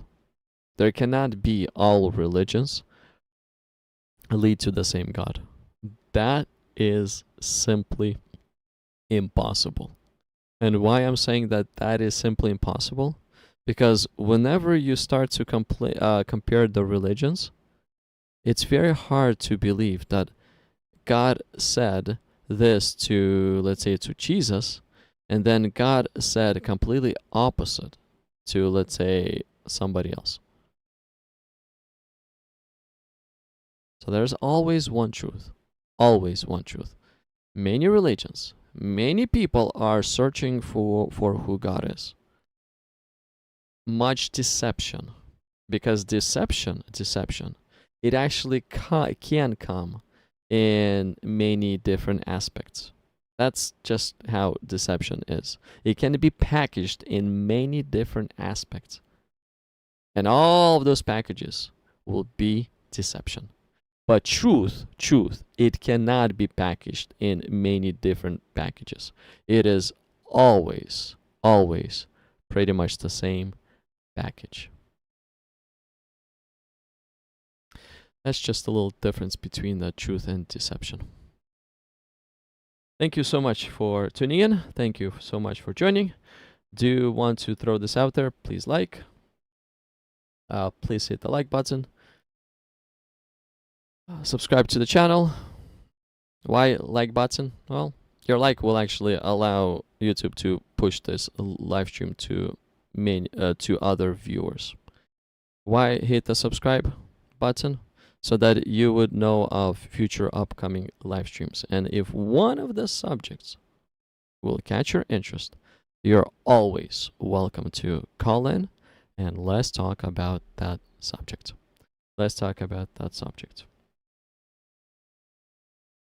Okay?